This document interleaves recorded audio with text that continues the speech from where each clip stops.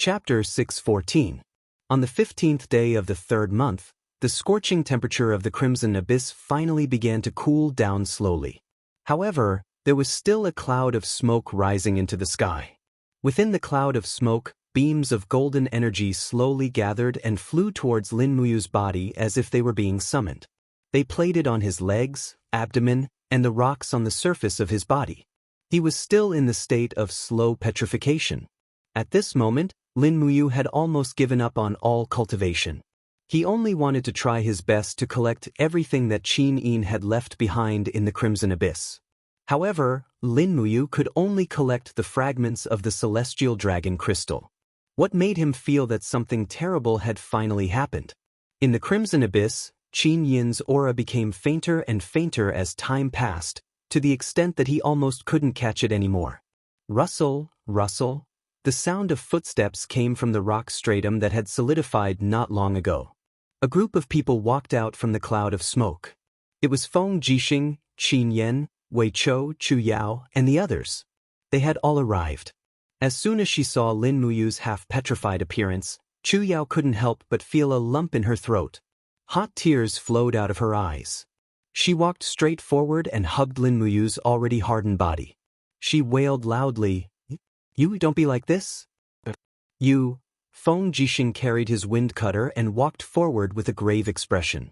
He frowned and said, Her Highness has already passed away.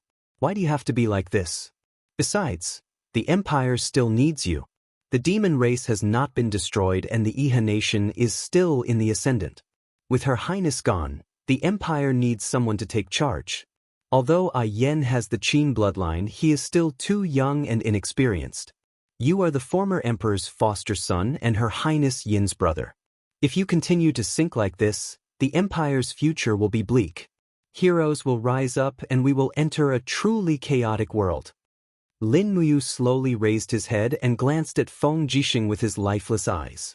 He replied in a very dull voice, "Brother Feng, Xiao Yin was killed by Xiao Shi. I want to stay here with her. I want to do everything I can to find Xiao Yin's spirit."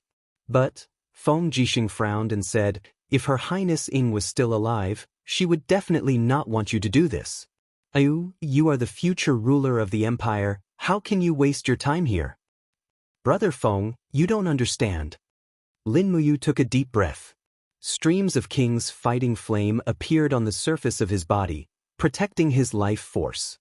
He looked at Feng Jixing and then at Chu Yao and said, "From the day I met Xiao Yin, I knew that she was my destiny. I can't escape, I can't hide. I'll leave the Empire's matters to Brother Feng and Yen. What? I want to find Xiao Yin and bring her back." "Brother," Qin Yan's tears rolled down. He knelt in front of Lin Muyu and said, "Brother, when will you come back? How can General Feng and I support such a large empire?" "When I find Xiao Yin, I will naturally come back." Lin Muyu slowly closed his eyes and said, "The poisonous air in the blood-red abyss is too strong. You should leave. Don't stay here and let the smoke damage your body." Chu Yao was the chief deacon of the Spirit Medicine Division. She naturally knew that the smoke in the blood-red abyss contained a strong poison. This was also one of the reasons why Lin Muyu's skin was black and his body was gradually turning to stone. But she had no choice. Just as Lin Muyu said, Qin Yin was his destiny. He had to stay here and could only stay here to search for Qin Yin's return. Wei Chou kicked the broken rocks on the ground. He was somewhat angry but didn't dare to explode.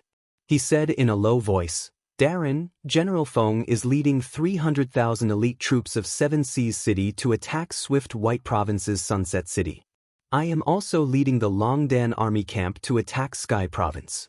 Soon, His Highness Qin Yan will lead the Imperial Army to Tianshu Province to defend against the advanced troops of the demon race. Darren, I hope you wake up soon." Lin Muyu opened his eyes again and looked at Feng Jixing, saying, "Big Brother Feng, there are no remnants of Xiao Shi's aura in the blood-red abyss. I suspect that Xiao Shi is still alive. Help me find her. I want to ask Xiao Shi why she wanted to kill Xiao Yin and why she went back on the oath she made back then." "Then I will." Feng Jixing took a deep breath and knelt down on one knee towards Lin Muyu. He cupped his fists and said, "Since your highness Yu is temporarily unwilling to leave, then Feng Jixing and Qin Yan will lead the army to attack Lingnan and recover the lost land. I hope that your highness Yu will return soon. I will come see you again." And everyone go. Lin Muyu slowly closed his eyes. The smoke in the blood-red abyss once again slowly fell on his face and eyelashes, speeding up the process of his body turning into stone. Chu Yao stood up and wiped away her tears, saying, "You, I will wait for your return in Lanyan City." Everyone left. Lin Muyu still maintained the posture of kneeling on one knee and holding the sword with one hand. The tattered cloak pieces that were blown away by the strong wind no longer moved. Instead, they fused with the stone and remained frozen in the air. In the surroundings, specks of faint golden starlight danced in the blood-red abyss, but in the end, they were all directed at Lin Muyu's hand that was holding the sword. Rays of golden light lingered around the star's sword and seeped into Lin Muyu's body. A few days later, thunder rumbled in the sky. Rays of golden light flickered in the sky above by Ling City. It was the oracle. No, it was the descent of the god's truth. Only the god of heaven could descend upon the mortal world with such an earth-shattering aura. The dark night sky was brightly illuminated. The smoke in the blood-red abyss was poisonous, so Bai Ling City had almost become a wasteland. People left their homeland one after another, but there were still some scavengers looking at the sky in the middle of the night. They were dumbfounded. They had never seen such a spectacle in their entire lives. A beautiful figure stepped on the clouds and arrived above the blood-red abyss step by step. It was a beautiful fairy. Her face was exquisite and flawless, her skin was white as cream, and her figure was graceful. She could be said to be a peerless beauty. However, the pieces of soft armor that covered her body and the sharp sword in her hand let people know that this fairy was a sharp and unapproachable person. The person who came was Ziyao, the #1 god emperor under the 7 luminaries demon emperor.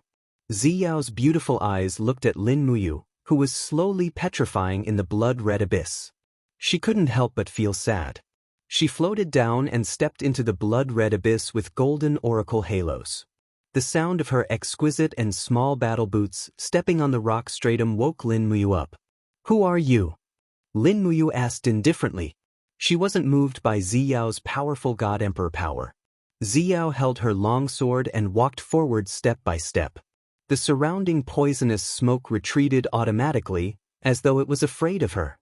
Ziyao stared at Lin Muyu, whose lower body was already wrapped in rocks. She said, Are you really going to petrify in this void?" "I'm not." Lin Muyu slowly opened his palm. Rays of golden power were enshrouded in it. He muttered, "Xiao Yin's power will guide me to her. I can definitely do it." Ziyao couldn't help but feel a lump in her throat. She was amused and touched. She said, "Silly boy, do you think the celestial dragon crystal can guide you to Xiao Yin?" Who are you exactly?" Ziyao bowed and said, "I'm one of the god emperors under the 7 luminaries demon emperor, Fairy Ziyao." "Ziyao," Lin Muyu looked up at her and said, "You're a god emperor. You must know where Xiao Yin is. You must know how to resurrect Xiao Yin. Am I right, Ziyao? Tell me." "No." Ziyao shook her head gently and said, "The cycle of life and death is an unchanging law. Even god emperors can't control it. Back then, the demon emperor was able to resurrect you because he used his divine power to suppress your 3 spiritual and 7 physical souls so that your soul wouldn't dissipate. Naturally, you could reconstruct your body. But now, can you still feel Qin Yin's aura in the Crimson Abyss? Her 3 spiritual and 7 physical souls have already dissipated. Give up. Qin Yin has already escaped into the cycle of reincarnation. Even god emperors can't control this fact. Why are you still chasing after her so bitterly?" "No, it can't be." Lin Muyu suddenly withdrew his palm and held the celestial dragon crystal spiritual essence that he had collected. He said, "The power of the celestial dragon crystal will guide me to her. I will definitely find Xiao Yin. She must be waiting for me somewhere." As he spoke, a stream of turbid blood flowed down from the corner of Lin Muyu's eyes. He could no longer shed tears. He could only shed tears of blood and rocks. Ziyao's delicate body trembled. She bit her red lips and said, do you really want to persist like this? Fairy Ziyao. Lin Muyu looked at her and said, I heard that once the divine truth of the heaven realm descends upon the human realm, it will consume 1,000 years of cultivation. Did you come here just to tell me to give up? Ziyao nodded. That's right. Qin Yin's 3 spiritual and 7 physical souls have already dissipated. She might have already started a new cycle of reincarnation. You definitely won't be able to wait for her here. Give up. Your innate talent and comprehension are outstanding. There's no need to ruin your cultivation here, right? What message does the Demon Emperor want you to pass to me? Heaven and earth change, only the heart remains the same. Heaven and earth change, only the heart remains the same. Heaven and earth change, only the heart remains the same. Lin Muyu couldn't help but laugh miserably and said, I think I understand what he means. Ziyao, thank you for coming. Go back and help me tell the Demon Emperor that he's waiting for me in the heaven realm. One day, I will ascend and stand shoulder to shoulder with him in the myriad of stars. Ziyao bowed once again and said, Then, this little girl will take her leave. You take care. Ziyao leaped up and soared into the sky. Rays of golden ring-shaped light lingered around her as she flew.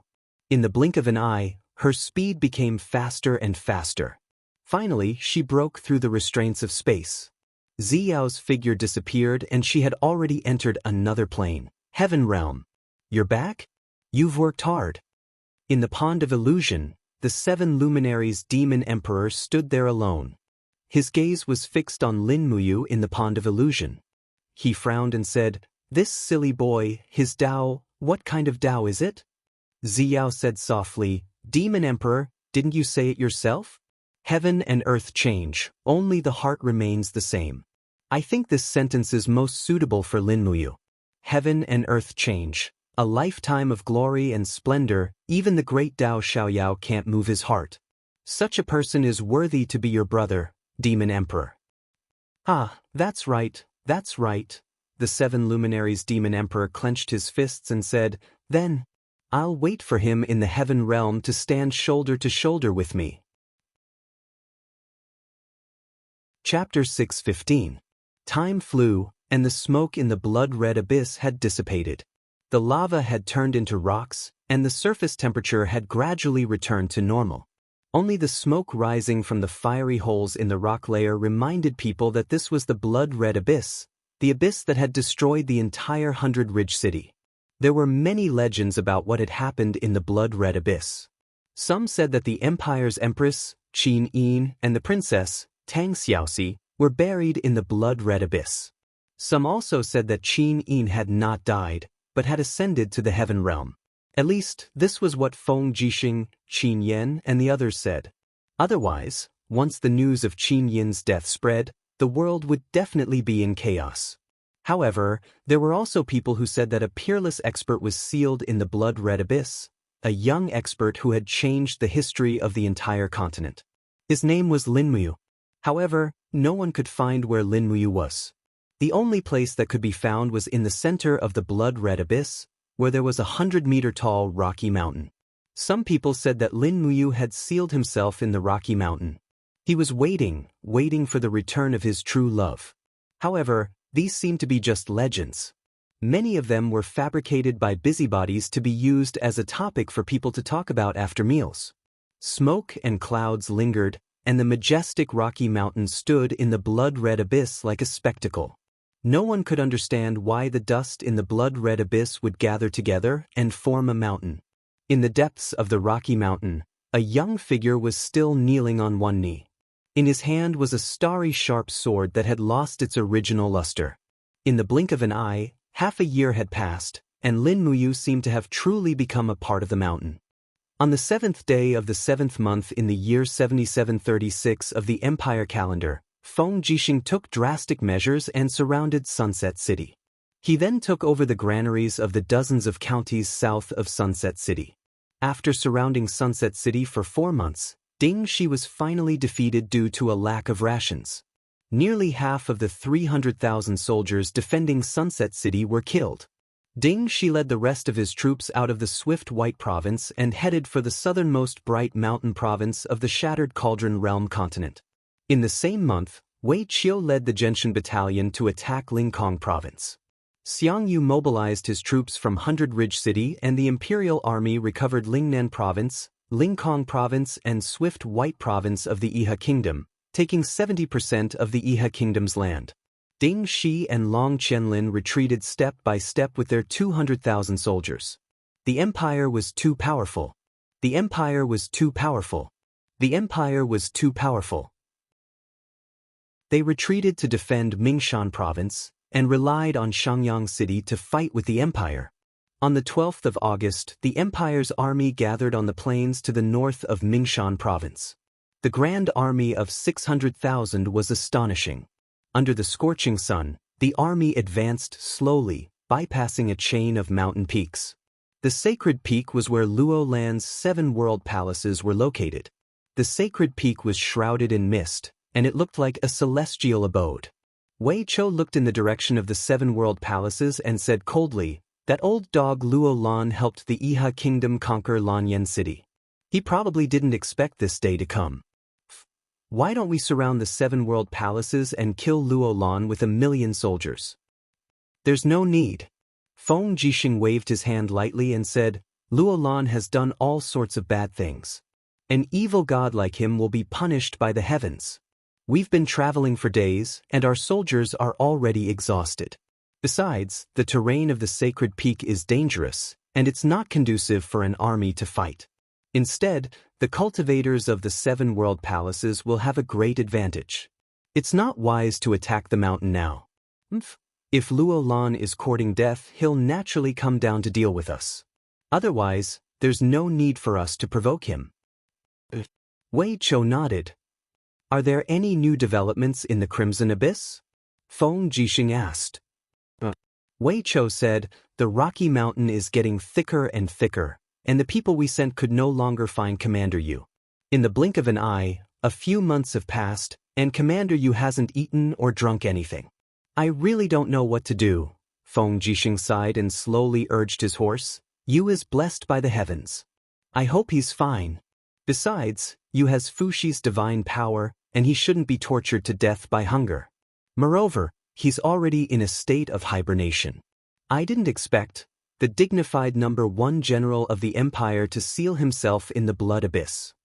Wei Qiu murmured, "Commander Yu's love for Her Highness Yin is deep, and I'm afraid it's not something we can understand."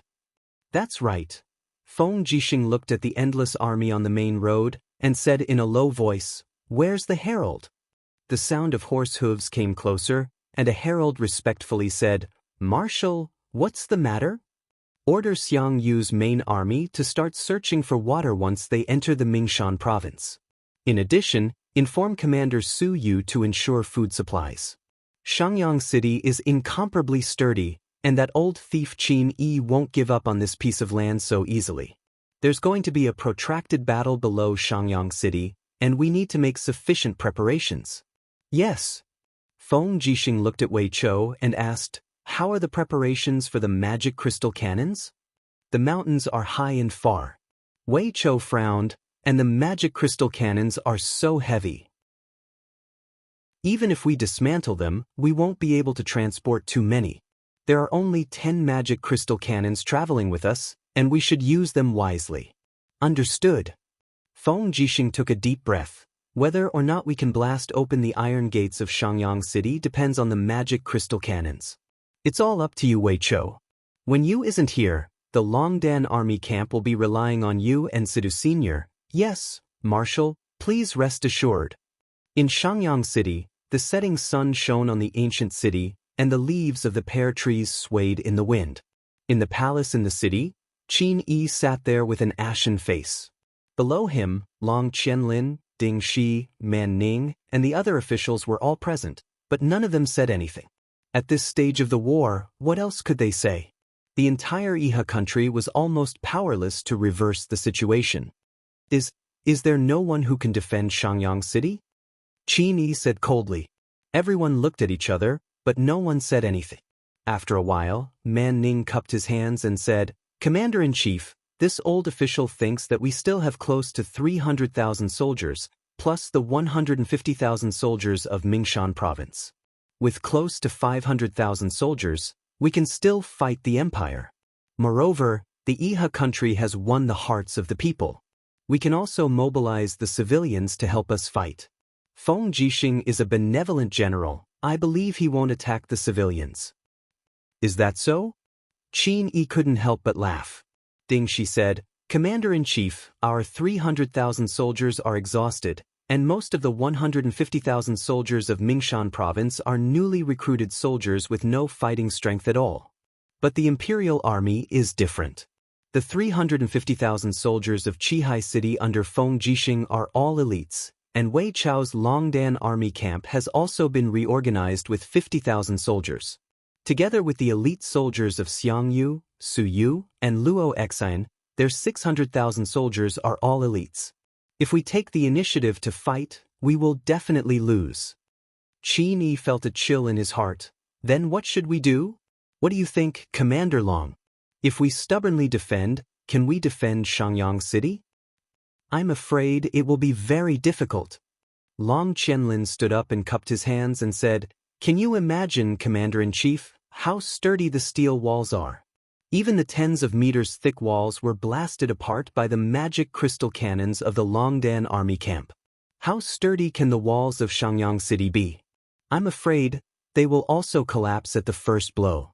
If we stubbornly defend, we will definitely become a pile of dregs under the magic crystal cannons.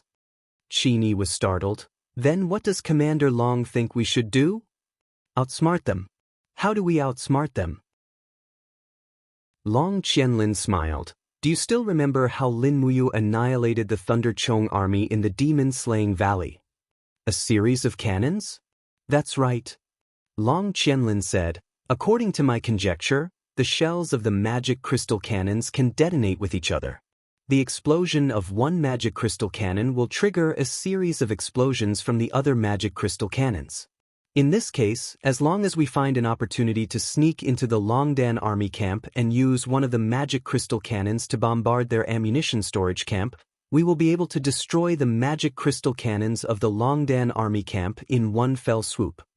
As he spoke, Long Qianlin smiled and said, We need time to buy time. The Imperial Army has only just arrived in the Southern Ridge a few months ago, so they don't have enough rations.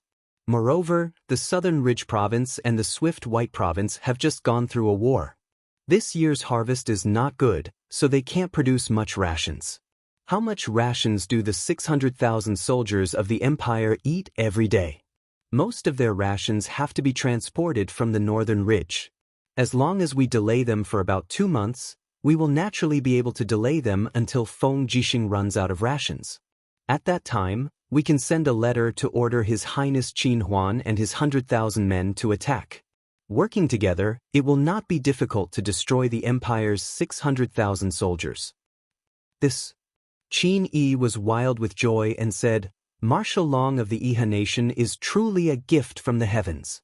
Then, according to Marshal Long, how should we destroy the magic crystal cannons in the Longdan army camp? Long Qianlin said, I remember. Marquis Manning has a distant nephew who is a chiliarch in the Longdan army camp. If we bribe him with money and power, he should be swayed. After all, he is only a chiliarch in the Longdan army camp. If we promise him the position of one of the 7 marshals of the empire, I believe he will not be able to refuse. However, we will have to trouble Marquis Manning to take the risk and make a trip there. Qin Yi looked at Manning and said, Marquis Manning, what do you think? The fat on Manning's body trembled. He stood up and cupped his fists, saying, This old subject's dying body can serve the Iha nation. This is my honor. Qin Yi smiled. Don't worry. If this matter is successful, Marquis Manning will no longer be Marquis Manning. I will confer you the title of King Ning. Manning could not help but be ecstatic. Yes, thank you, Commander.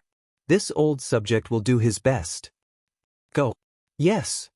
Under the support of 2 guards, Manning's fat body walked out of the palace step by step.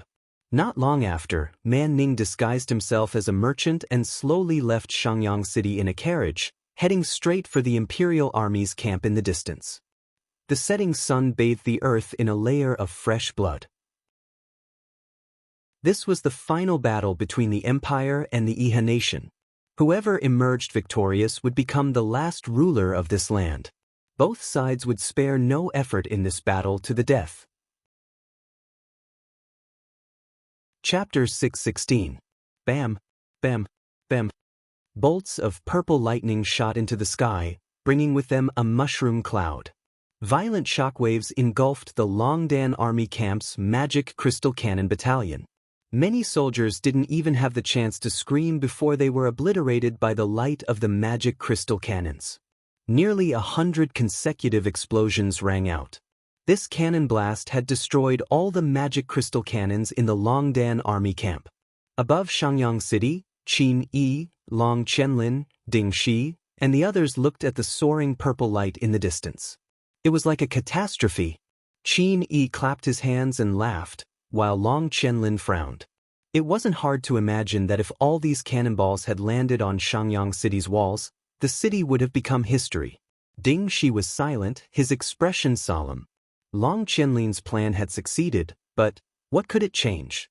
It would only delay the destruction of the Iha nation by a few months. Once the new magic crystal cannons from Lanyan City were shipped to the front lines, Xiangyang City would still be reduced to ruins. If I could use these magic crystal cannons, I wouldn't have to worry about the world. Qin Yi sighed.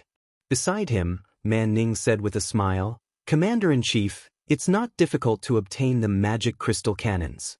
As long as they have the will of the people, they can be bought. It's said that the magic crystal cannons were manufactured by a man called Qin Xiling in the imperial capital.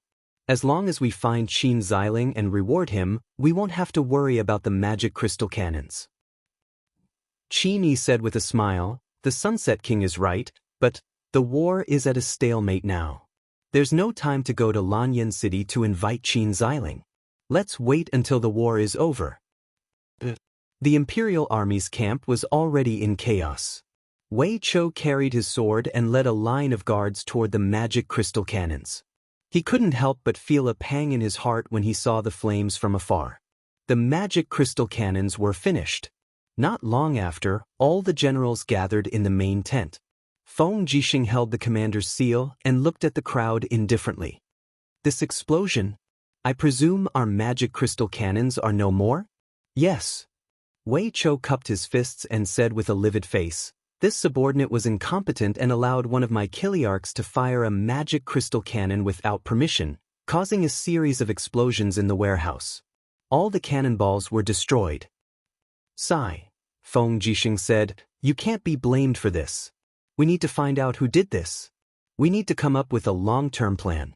Tell me, since we don't have the magical crystal cannons anymore, how are we going to take Xiangyang City?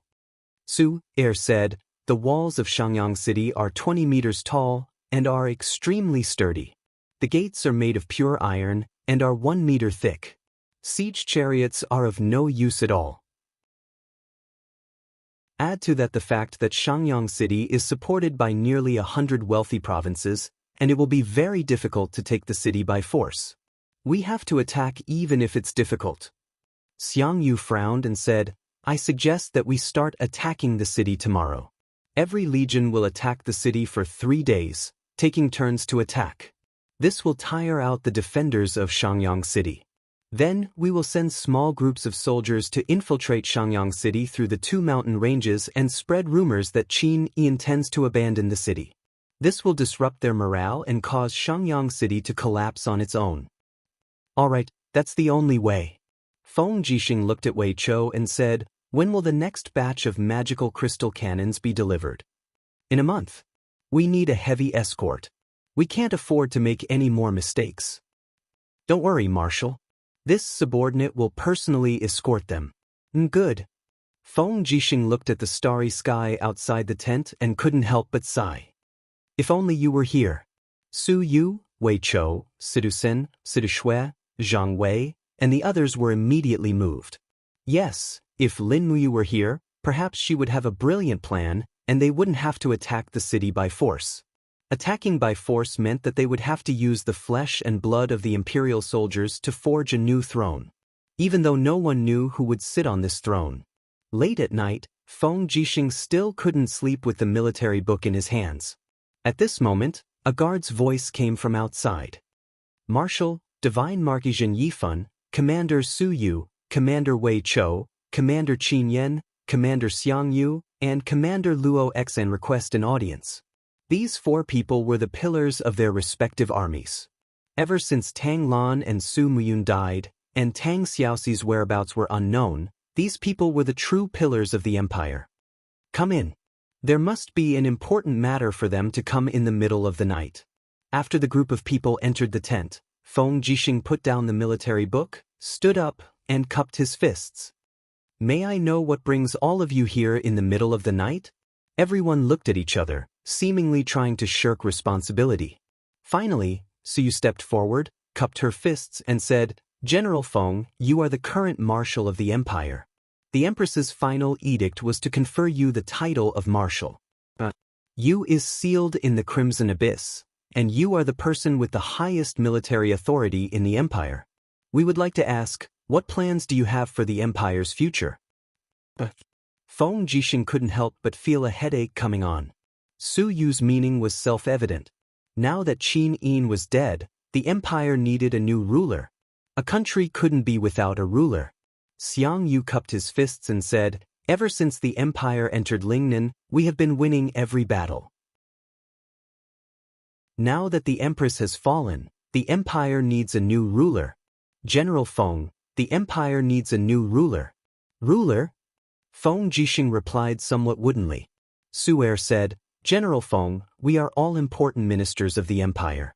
Although Xiao Yin didn't leave behind any words before she left, I'm sure Xiao Yin also doesn't want to see the empire fall apart. Everyone, what do you think? Feng Jixing said softly. He knew that the future ruler of the empire depended on who these people were willing to support. Xiang Yu frowned and said, We need a legitimate ruler with the bloodline of a ruler. Now, there aren't many people with the bloodline of the Qin family. His Highness Qin Yan is the person with the bloodline closest to Her Highness Yin. The other people are Qin Yong, Qin Jiao, and the others from Prince Zhong's residence. In my opinion, we should support Qin Yan as the new ruler of Great Qin. What does General Feng think? Feng Jixing didn't reply, but looked towards Qin Yan and asked, Yan, are you willing to be the ruler of Great Qin? Qin Yan stared blankly and hurriedly said, I'm not willing to steal my cousin's empire. Moreover, I don't know anything about the matters of an emperor. I don't even know how to face the imperial court. If I become the ruler, I will only harm the empire and the people. I hope that General Feng will reconsider. Feng Jixing sighed. Are there any other candidates? There is. Zheng Yifan stroked his beard and said, Lin Muyu, sealed in the blood-red abyss, is the foster son of the previous emperor and Her Highness Yin's foster brother. His military exploits are outstanding and unprecedented. His cultivation has also reached perfection. I'm afraid there is no one more suitable than him to be the new ruler of the Qin Empire. Zheng Yifan was the only old official present, so his words naturally carried a lot of weight. Feng Jixing nodded and said, It's just that He willingly sealed himself in the blood-red abyss. Even if I don't ask, everyone should understand that you will not accept it. Her Highness Yin went to the 100 Ridge City alone and was killed. This matter has already made you feel guilty for half a year. If you were to ascend to the throne at this time, Divine Marquis, do you think you will agree? Zheng Yifan couldn't help but wring his hands and said, That's right, the difficulty lies in the fact that Lin Muyu is a person who is loyal to his feelings. Feng Jixing looked at everyone with a burning gaze and said, We are all the commanders of the empire and are all loyal to Her Highness Yin. Yu is still bitterly guarding the blood-red abyss, waiting for Her Highness Yin's return. Shouldn't we wait? I think.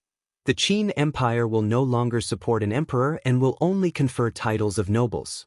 We will guard this 10,000 miles of territory and wait for the day when Her Highness Yin returns. How about it? Everyone cupped their fists. After a while, Su Er said, Then, there should be a person who can hold the power alone, right? Feng Jixing nodded. After we break into Shangyang City and kill Qin Yi, Long Lin, and the other enemies, I will personally go to the blood-red abyss and ask you to ascend to the throne. If he is unwilling, then we will have to trouble I Yan. Qin Yan was stunned. Feng Jixing's palm lightly covered Qin Yan's shoulder, and he said, "This is your responsibility. There's no need to decline. None of us here have the qualifications to proclaim ourselves emperors. We are all waiting for the day Her Highness Yin returns." Bai Ling City. Clouds and smoke shrouded the sky above the blood-red abyss.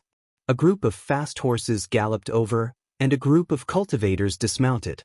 Each of them had the emblem of the 7 world palaces on their arms. In the air, an old man stepped on clouds.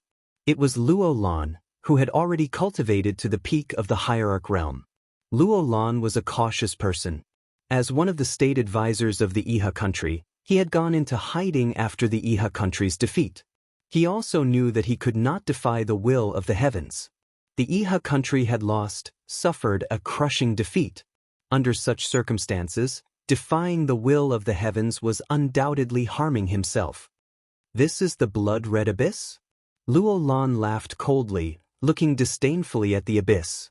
A group of disciples jumped into the abyss. There was no lack of saints among them. All of them held weapons in their hands and walked carefully in the abyss. In the distance, a rock mountain stood tall. A disciple hurriedly said, "Celestial Sovereign, look. That is the rock mountain that Lin Muyu sealed himself in. His body is within that rock mountain. Follow me." Yes. The group of people flew over. When they arrived at the foot of the rock mountain, they found that the rock mountain was extraordinarily big. It was very majestic, and there were patches of green on it. There were many fragments of Qin Yin's divine essence in this blood-red abyss, but they are all gone now. Lin Muyu must have taken them away. A disciple said angrily. Lin Muyu said that he would wait here for Qin Yin's return. Return? Luo Lan could not help but laugh coldly. I'm afraid he won't have that chance. Today I, Luo Lan, will break the mountain and take his life. I will make sure that Lin Muyu will never recover. All of you, get out of my way. I'm going to attack. Today, I will send Lin Muyu and Qin Yin to hell together. Yes. The disciples dispersed one by one. Luo Lan stepped in the air and suddenly let out a low roar. Suddenly, golden light flowed around his arms. When he put his palms together above his head, his divine power condensed into a peerless divine saber. It was the power of Luo Lan's martial soul, demon blood saber. Boom! The ground shook and the top half of the rock mountain was smashed by Luo Lan's saber. Again! Luo Lan roared and struck again. Bang! Rocks flew everywhere, and the stone mountain instantly cracked open from the center. However, a powerful force surged within the mountain. Chapter 617. Peng, peng, peng. The stone mountain crumbled and flowers bloomed. Under Luo Lan's second attack, the boulder shattered inch by inch and almost turned into dust. Amidst the dust, a young man wearing a tattered white robe and armor knelt on one knee. His hand was holding a dim long sword and his head was lowered as he knelt there silently without saying a word. However, golden rays of Fuxi divine energy formed a huge self-defense shield above his head, protecting his body from Luo Lan's demonic blood blade. Ha! Luo Lan laughed arrogantly. Lin Muyu, you really didn't die. The disciples of the 7 world palaces were on high alert as they took out their weapons and surrounded Lin Muyu from afar. Who didn't know Lin Muyu's strength? He was just a holy king, but he had 2 martial souls, the 7 luminaries' profound energy, star arts, and other secret arts. His strength was comparable to a peak holy king, and he even had the ability to challenge a hierarch. They had to be wary of such a person. After the dust settled, Lin Muyu finally raised his head.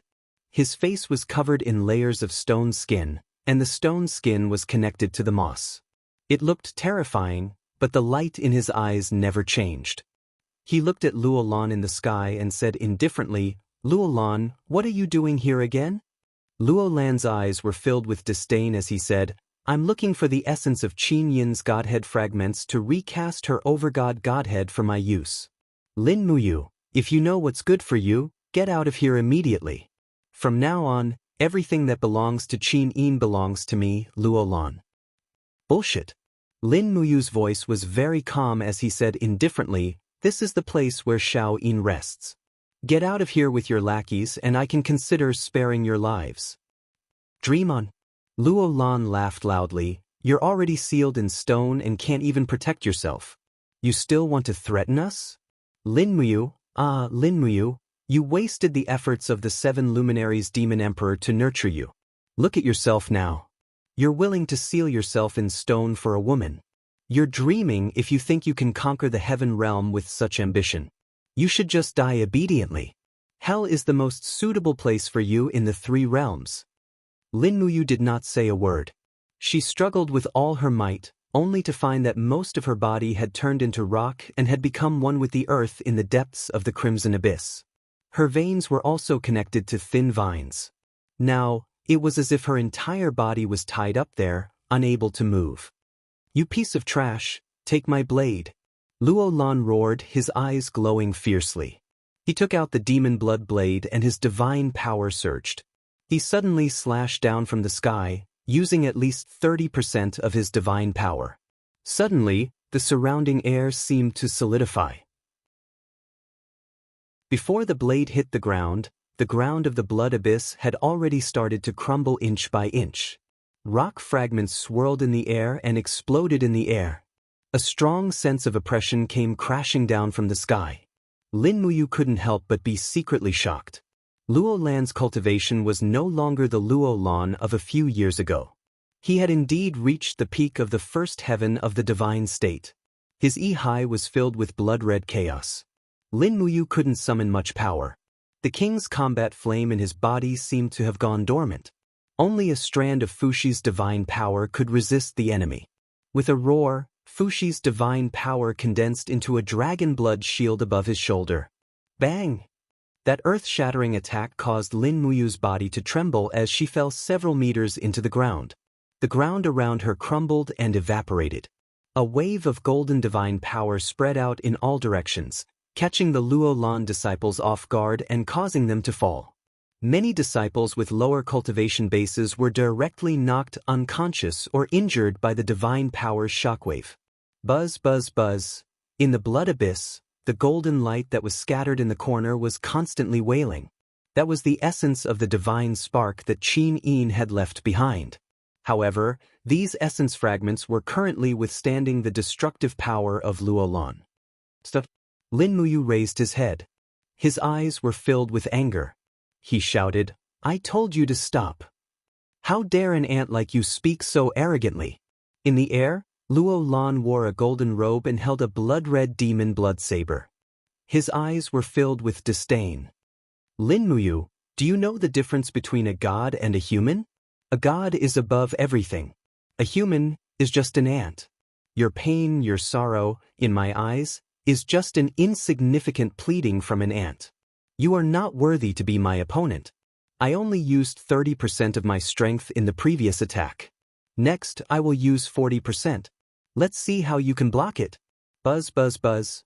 Faint golden runes appeared in the heaven realm. It seemed to be providing Luo Lan's divine power. At this moment, the 2 planes seemed to have been opened. Luo Lan was borrowing the power of the heaven realm to kill Lin Muyu. Did the heaven realm, that holy plane, really represent justice? Probably not. Boo! Luo Lan's second blow landed heavily on Lin Muyu's shoulder. Immediately, a heart-wrenching pain spread through Lin Muyu's body, causing the rocks around him to shatter. Lin Muyu himself spat out a mouthful of blood. Although this attack severely injured Lin Muyu, it also made Lin Muyu realize that the blood-red chaotic power that had shrouded his Yi for half a year had dissipated a lot. A new king's fighting flame crazily rushed into his Yi. "Come on, continue. Let's see how many blades you have." Lin Muyu raised his head and roared. "Presumptuous!" Luo Lan stood proudly in the air like a Buddha. The demon blood saber in his hand buzzed. The passage to the heaven realm constantly flowed with divine power and poured into Luo Lan's body. Strength to break all things. The demon blood saber was raised again. This time, endless divine power descended from the sky and drilled into the ground. In the next moment, the blood abyss trembled and exploded. This huge blood abyss was being destroyed at a rapid pace. The last bit of power that Qin Yin left on the ground was also quickly dissipating. "Stop!" Lin Muyu's eyes were bloodshot as he roared. "Are you angry?" Luolan laughed. "I want you to be angry. I want you to be angry, but you can't do anything about it. I want you to be angry, but you can only watch as I control everything. This is the difference between a god and an ant. Now die." Buzz. The demon blood saber descended from the sky and slashed the dragon blood battle shield that Fuxi had condensed with divine power for the third time. Bang! The sky shook and the ground shook. The entire surface of the blood abyss was violently collapsing. The barren walls of Bailing City in the distance were also collapsing. Luo Lan's current cultivation was no longer a disgrace to the word God. Perhaps, only a god could have the ability to destroy heaven and earth. Pooh! Fresh blood splattered on the ground. Lin Muyu was already heavily injured, but his unyielding will allowed him to continue persevering. However, what worried him was that before he died, this blood abyss would be destroyed by Luolan. Around him, the disciples of the 7 world palaces saw that the outcome had been decided. All of them were grinning from ear to ear. An immortal venerable strength is indeed unparalleled in the mortal world. Lin Muyu is dead for sure this time. He's the one courting death. As an ant, he actually dares to challenge the might of the heavens. He's simply courting death. Immortal venerable, one more slash, chop Lin Muyu's dog head into pieces. Ha, what 4 heroes of Lan Yen. What wind, rain, thunder, and lightning. They're just a bunch of jumping clowns. Immortal venerable, strengthen the might of our 7 world palaces. The ridicule from the crowd could not enter Lin Muyu's ears. All of his emotions were concentrated in his EC. Luo Lan's third slash had split the blood chaos in his EC by 30%. 2 more slashes, maybe 1 more slash would be enough to disperse this seal that had appeared out of nowhere. Still not dead yet? Luo Lan stood in the air and sneered. The demon blood saber buzzed and trembled. Godly energy rapidly poured into it. This time, at least 70% of the godly energy was gathered. The demon blood saber spun in the air and slashed down with great force. Boom! The ground completely collapsed. Lin Muyu fell several hundred meters, his petrified body falling into the boiling lava. Luo Lan waved his hand, and his godly energy spread out like a huge net in the air, protecting the group of disciples so that they would not fall into the second layer of the blood abyss. Wah! Lin Muyu still maintained his kneeling position. He held the sword in one hand as he knelt in the boiling lava. Looking up at the sky, a faint golden light shone in his eyes. Xiao, xiao, xiao. Rays of holy light rippled under his feet. His EC had never been so clear before. Moreover, all the auras, energy, changes of the stars, and the rotation of the universe seemed to be crystal clear. At this moment, Lin Muyu had entered a whole new realm, the Saint Heaven realm. Finally, thanks to the power of Luo Lan's fourth slash, Lin Muyu had stepped into the third layer of the Saint realm. In the air, Luo Lan saw everything clearly. He could not help but feel a chill in his heart. His embarrassment turned into anger, and he poured all of his godly energy into the demon blood saber. In an instant, the sky turned dark, and beams of golden light poured into Luo Lan's body. After the full power was released, Luo Lan's eyes had already turned golden, the unique color of a god's eyes. Kill! Luo Lan descended from the sky, concentrating all of his strength into a single slash. This was already Luo Lan's strongest attack at his current cultivation level.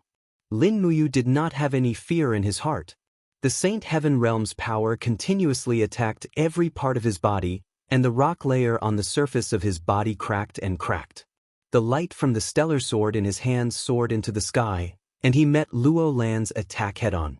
He did not use any techniques, but simply used Fuxi's godly energy to meet Luo Lan's full power attack head-on. Bang! Bang! Bang! 3 consecutive loud sounds rang out, and a splatter of blood splattered in the air. Celestial Sovereign, this is impossible. This is impossible. The group of disciples from the 7 world palaces were all dumbfounded. In the air, Luo Lan's body fluttered down like cotton, while Lin Muyu wielded the astral sword in his hand.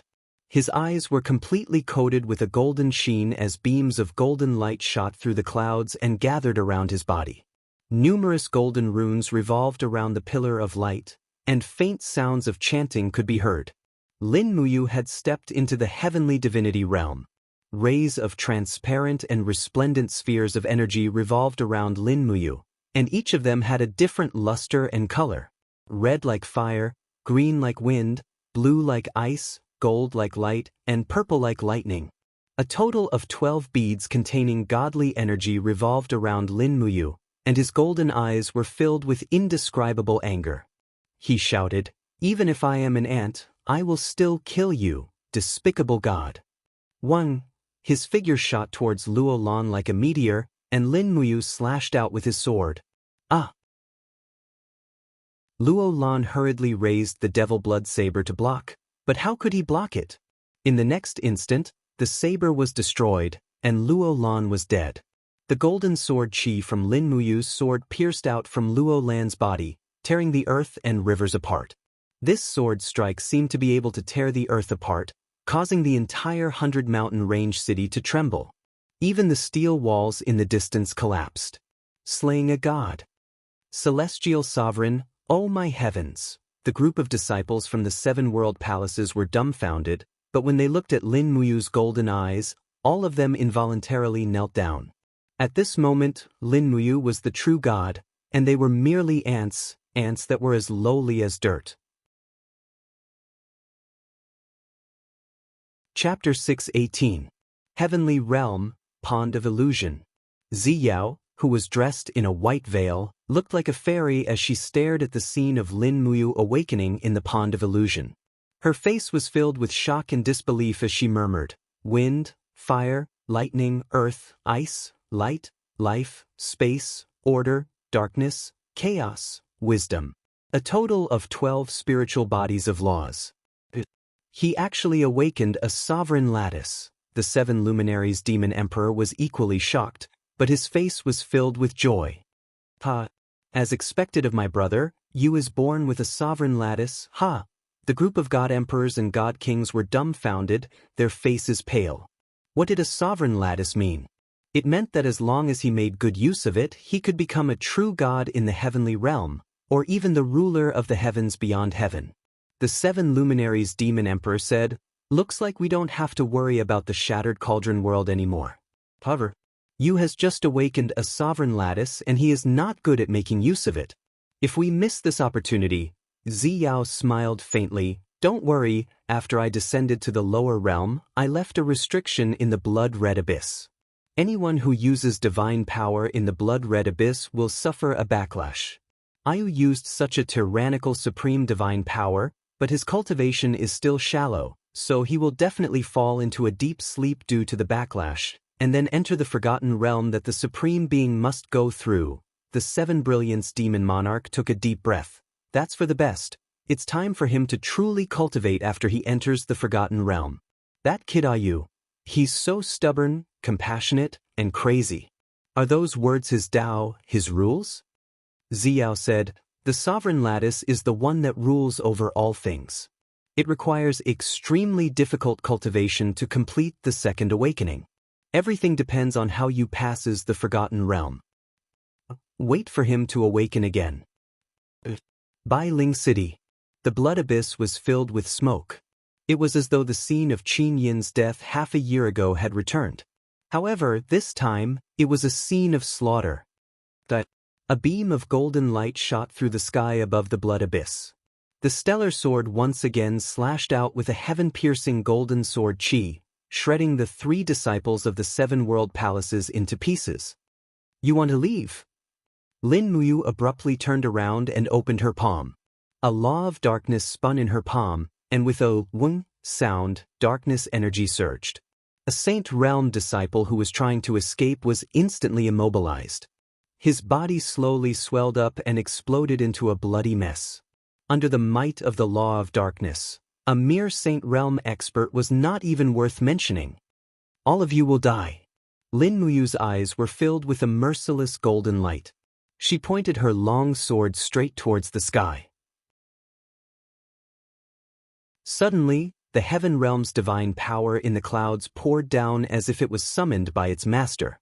Swoosh, swoosh, swoosh, 3 golden crystal pillars fell from the sky. It was Qin Yin's celestial dragon crystal. Bang, bang, bang. The law of light's destructive energy rippled outwards, and not a single one of the disciples from the 7 world palaces was spared. Lin Muyu flew through the air and stomped on the ground. Bo!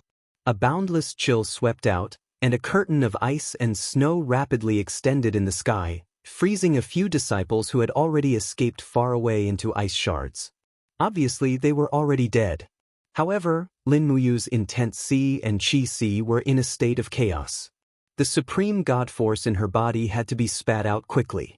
She raised her iron fist in the air, and a blood-red energy revolved around her fist. This was the chaotic god force of the law of chaos. Her entire body was like a meteor as she fell into the blood abyss. This fist seemed as if it wanted to tear the earth apart. The earth shook violently, and the ruins of the 100-ridge city in the distance started to collapse. The power of this fist was no less than a magnitude 10 earthquake. Hong, hong. Streams of fiery red lava soared into the sky, and the entire blood abyss doubled in size. Fortunately, the 100-ridge city was already a dead city with no signs of human habitation. Otherwise, this fist would have killed at least 1 million people. In the air, the shattered rocks and lava only fell back down after a few minutes. Piles of rubble piled up to form a new stone mountain, and it was a stone mountain that stretched for more than 10 li. However, Lin Muyu's figure was nowhere to be seen, and her supreme god force had also dissipated. It was as if nothing had happened, and all that was left was the stone mountain, as well as the shattered corpses of Luo Lan and the disciples from the 7 world palaces.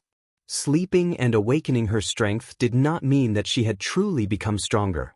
Lin Muyu needed time to consolidate her strength, otherwise, how would she be able to control such a powerful supreme godhead? Wang! The table started to shake, and the candlelight on it flickered. Feng Jixing, who was holding a book on military strategy, couldn't help but be stunned. He raised his head and asked, "What's wrong, an earthquake?" Not far away, Zhang Wei said, "It seems like an earthquake." "Where did the earthquake come from?" Chu Yao asked. "I don't know."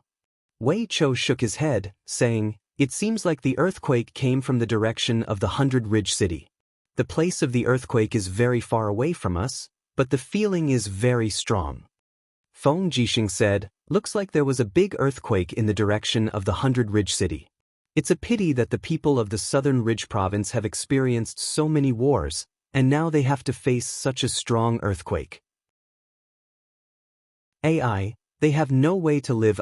Chu Yao smiled faintly. "After we kill Qin Yi, we will reduce the taxes of the Southern Ridge province for the next 3 years.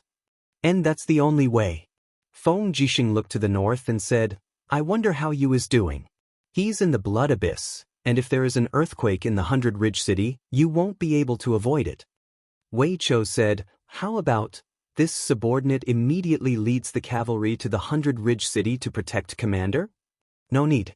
Feng Jixing waved his hand, a ray of light flashed in his eyes, and said, "Who is Yu? He's an expert comparable to the immortal state. A mere earthquake can't do anything to him. We should kill Qin Yi as soon as possible. That's the best plan."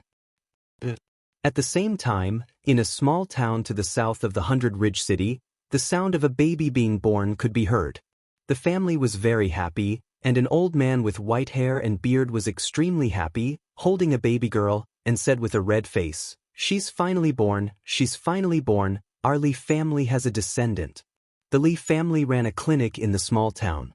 Their only son, Li Xiang, was recruited as a soldier of the Iha country, and died in battle half a year ago, leaving a descendant in his wife's womb. The baby girl that was born was the only descendant of the Li family. Her father, Li Shu, was a doctor who collected, sold, and treated illnesses for a living. After losing his son in old age, he got a granddaughter, and it was easy to imagine how happy he was. The small town was full of sparks. On the 20th of the 12th month, year 7736 of the Empire calendar, Qin Xiling personally escorted 70 magic crystal cannons to Lingnan. Feng Jixing mobilized 240,000 men, arranged 12 Qianquan battle formations to fight the Iha country, and defeated Long Qianlin's Iron Chain formation. Wei Chou bombarded Xiangyang City, razing the entire northern city wall to the ground, and the army killed their way into the city. After Xiangyang City was breached, Long Qianlin and Ding Shi led the remnants of the army to escort Qin Yi, Man Ning, and their families out of Mingshan province, and formed a fleet at the east sea border of Lingkong province. They gathered a total of more than 800 warships of the Iha country, and left Lingnan with a large sum of money, talents, and women, crossing the sea to seek refuge on the dragon-shaped island.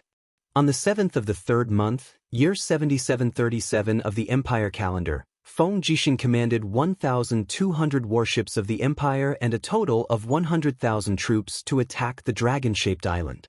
However, they encountered a storm on the sea, and more than 200 warships were lost, and the navy suffered heavy losses. Then, they encountered Long Qianlin's hidden troops on the north side of the dragon-shaped island, and their warships suffered heavy losses. In the end, they returned in low spirits, and had no choice but to give up the plan to eliminate Qin. On the 3rd of the 4th month, year 7737 of the Empire calendar, Qin Yen led 100,000 elite troops and 30 magic crystal cannons to defeat the advanced troops of the demon race and the armored demon army in Heaven's Pivot Province, and recaptured the Heaven's Pivot Province from the hands of the demon race.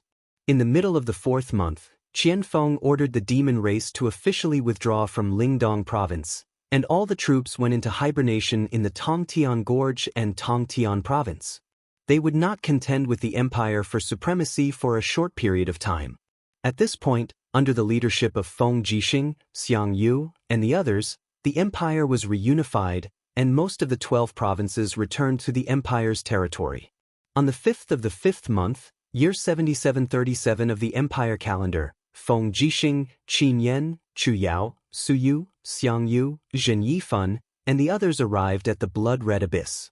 At this time, the Blood-Red Abyss had already become a huge basin. The basin was overgrown with weeds, and a towering stone mountain stood at the center of the abyss. There were no signs of human habitation here, and only birds and beasts roamed around. Chu Yao looked at the stone mountain covered in grass, and couldn't help but tremble. She knew that Lin Muyu was buried under this mountain, but no one knew where he was, and when he would wake up. Everyone walked step by step to the top of the stone mountain, but the ground was barren. What else could they find? Sidu Shui frowned slightly and said, "Milord, where is he?" Situsen said, "A year ago, a hunter said that he personally witnessed a battle between gods. Commander, you grasped the power of gods, and killed Luo Lan and all the disciples of the 7 world palaces. If that's the case, Commander, you might have already ascended to the heaven realm." "Impossible," Feng Jixing muttered. "Why is it impossible? I know him too well." Feng Jixing's eyes were red, and he said, "Before finding Her Highness, you will definitely not ascend to the heaven realm. Why would this silly boy ascend by himself?" Wei Chou gritted his teeth and said, "We must find Milord. Men, dig the stone mountain for me and find Commander." Su Yu hurriedly stopped him and said, "If he doesn't want to see us, there's no need for us to disturb him. Furthermore, this is the place where Her Highness Yin rests. How can we wantonly dig here?" "Then what should we do?" Qin Yen was stunned. Feng Jixing sighed lightly, and he had a helpless look. Zhen Yifan said, "The world has already been unified, and it cannot be without a ruler. General Feng, let this old subject tell Commander you some things, is that all right?" "I'll have to trouble Divine Overlord." "Yes." Xing Yifan slowly walked forward, holding the golden imperial edict in his hand. He knelt on the peak of the stone mountain, and said, "Commander Yu, the world has already been unified. However, Her Highness Yin has already passed away, and we must appoint a new ruler. Therefore, after discussion, we have decided to appoint 3 kings. Everyone has elected Commander Yu as King Qin, Commander Feng Jixing as King Xian, and His Highness Qin Yan as King Zhong. Before Her Highness Yin returns to the Shattered Cauldron Realm continent, the 3 kings will rule the world. We hope that Your Highness King Qin will wake up soon. The Empire needs you to rule the world. Feng Jixing came behind Zhen Yifan and said softly, "You, we are all subjects of the Qin clan, and we are all waiting for Her Highness Yin's return. I hope that you are the same. Don't be willful and return to Lanyan City, if you are still there." As he spoke, Feng Jixing's heart was filled with bitterness. He had already stepped into the Saint Heaven realm, but at this moment, he couldn't feel any spiritual energy pulse in the mountain. There was no one at the bottom of the mountain, and no one knew where Lin Muyu had gone.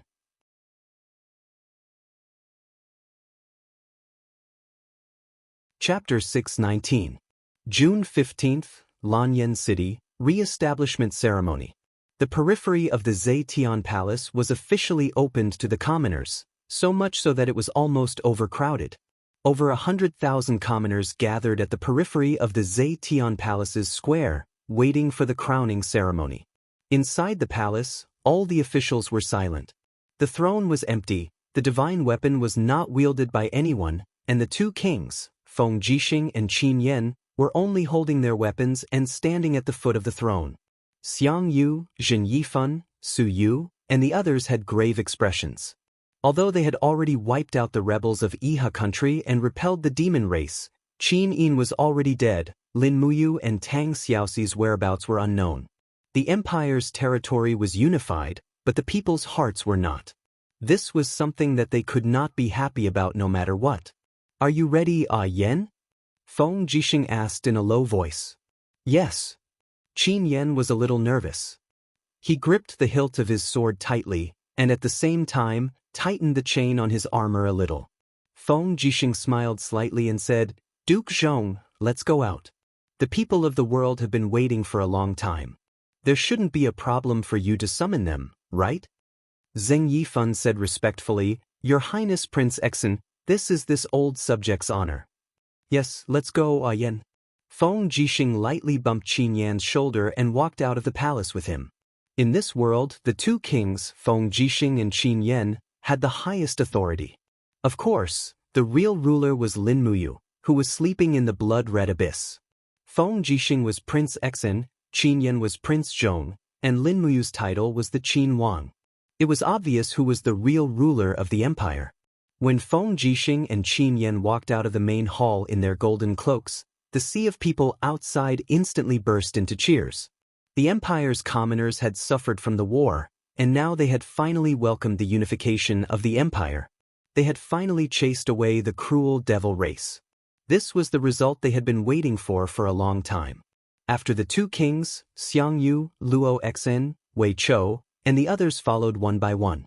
When the group of ministers came to the altar outside the palace, Zheng Yifan, wearing a purple robe and holding a golden imperial edict, came to the front.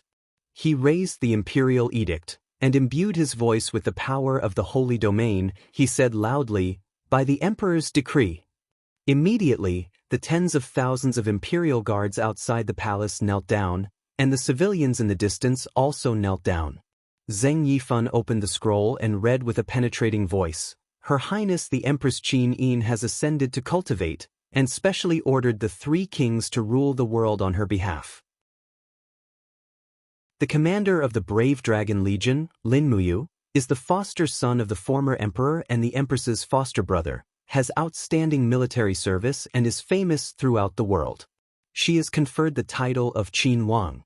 The commander of the Imperial Guards, Feng Jixing, has performed meritorious service in eliminating the Lingnan rebels. She is conferred the title of Prince Exen and will guard the southern border. The commander of the Imperial Guards, Qin Yan, is the son of Prince Jining, Qin An. He has the bloodline of the Great Qin, and has performed meritorious service in recovering the Tianshu province. She is conferred the title of Prince Zhong, and will guard the northern border.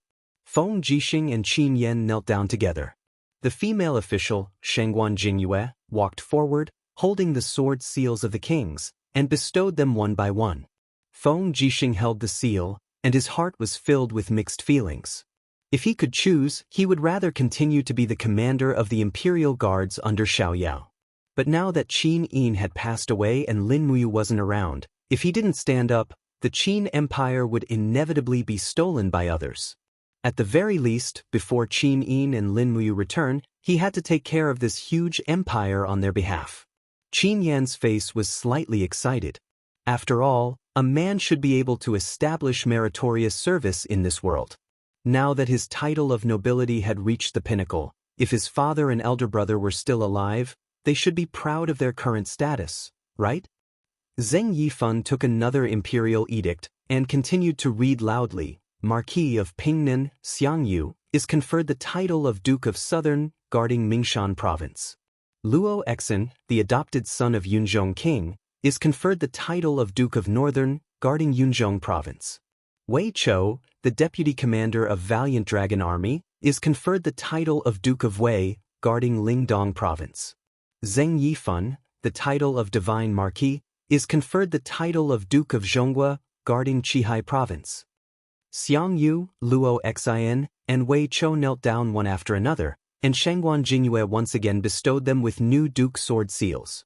Zheng Yifan paused for a moment, then said loudly again, Su Jiantao is conferred the title of Marquis of Tsungen, guarding Tsangnan Province. Beili Tsang is conferred the title of Marquis of Tsunghai, commanding the Empire's navy. Tang Zhen is conferred the title of Marquis of Jinshi, commanding the Jinghua army. Yao Yuan is still the title of Marquis of Jinghai, guarding Lingkong Province. Su Yu is conferred the title of Marquis of Xining, guarding Tianshu Province. All the marquises must do their best to assist the three princes in ruling the world. The five of them knelt down one after another, accepting the conferment. 3 princes, 4 dukes, and 5 marquises. From then on, the new ruling structure of the Qin Empire was forged, and it was precisely the structure that allowed the Qin Empire to be peaceful for more than 10 years. Following that, they conferred the titles of various ministers, assistant ministers, and so on. The entire empire had a brand new look. At night, a banquet was set up in Zetian Hall to entertain the ministers. Zetian Hall was still the same as before, just that there was no master.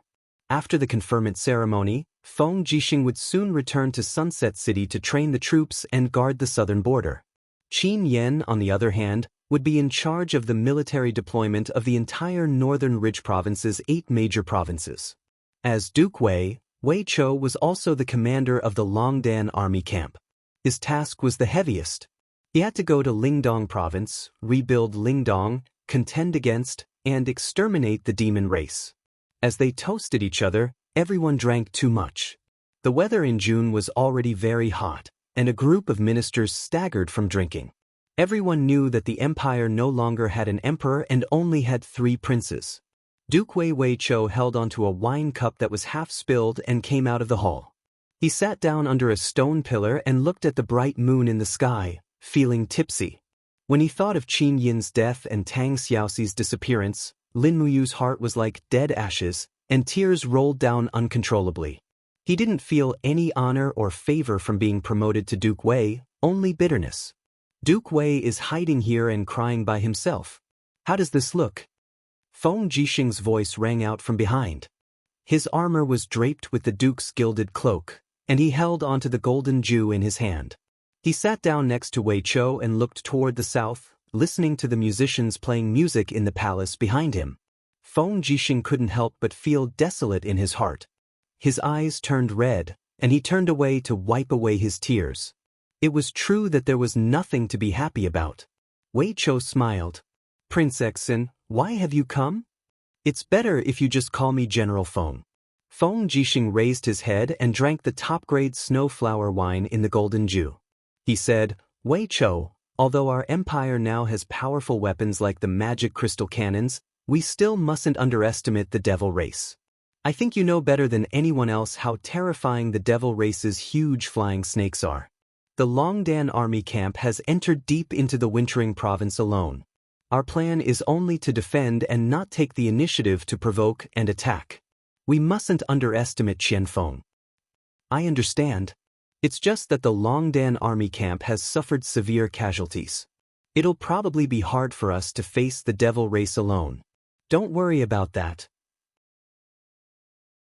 Feng Jixing smiled and said, during this month, I'll select soldiers who have gone through hundreds of battles from the hundreds of thousands of elite soldiers in Lingnan to replenish the Longdan army camp. We'll expand the Longdan army camp to 100,000 people and become the real #1 army.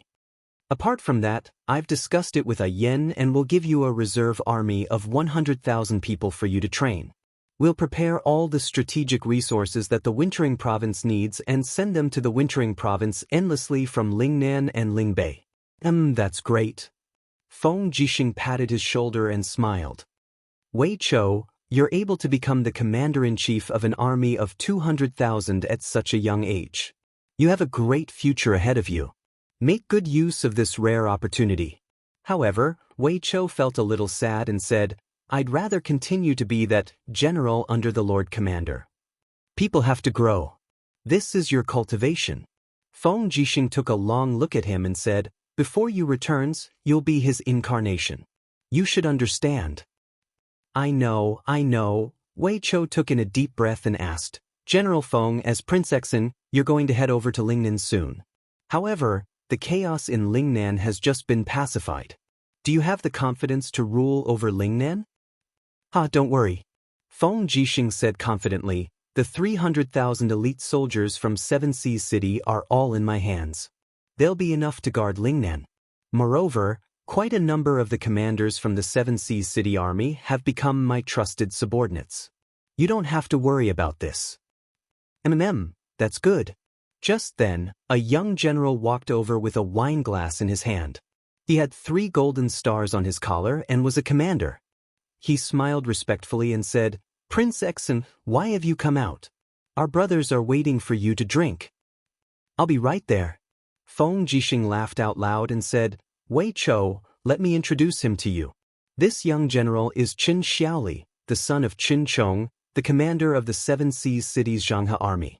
Ever since Commander Qin Chong died in battle, he has taken over as the commander of the Xianxia army. Although he's young, he's a talented general who can hold his own. When Qin Xiaoli saw Wei Chou, his eyes lit up. He cupped his fists and said respectfully, I, Qin Xiaoli, pay my respects to Duke Wei. Commander Qin, there's no need to stand on ceremony. Wei Chou returned the Empire's military salute and said, Prince Exin has such a young and capable general under you. It seems that my worries are a little unnecessary. Feng Jixing said, Commander Qin, you can go back and drink first. I'll be back after chatting a little more with Wei Chou. Yes, Prince Exin. Come quickly. Go ahead. Feng Jixing turned around, and his smiling face was replaced with a solemn expression. He said, Wei Chou, there's still something I need you to do in Lingdong province this time around. What is it? We've received a secret report saying that a farmer saw Princess Xi in the fields of Lingdong province. She's imprisoned in a huge crystal and is unconscious. What? Princess Xi? Wei Chou stood up abruptly and said, This? How is this possible? Didn't they say that Princess Xi is dead? From the looks of it, Princess Xi isn't dead. Feng Jixing muttered to himself and said, I can't sense Yu's aura in the Crimson Abyss anymore. He should have entered a state of deep sleep. There are only 2 people in this world who can awaken you. One is Her Highness Yin, but she's no longer around. The other is Princess Xi. As long as we can find Princess Xi, we'll be able to awaken you. Princess Xi is most likely with the devil race. Go and ask around. I understand. Feng Jixing nodded, and a gleam of light shot out from his eyes. He said, I also want to ask Tang Xiaoxi why she would be so ruthless to kill Her Highness Qin Yin. Chapter 620. To the north of Tongtian Province, after crossing an invisible sky curtain, all living things came back to life.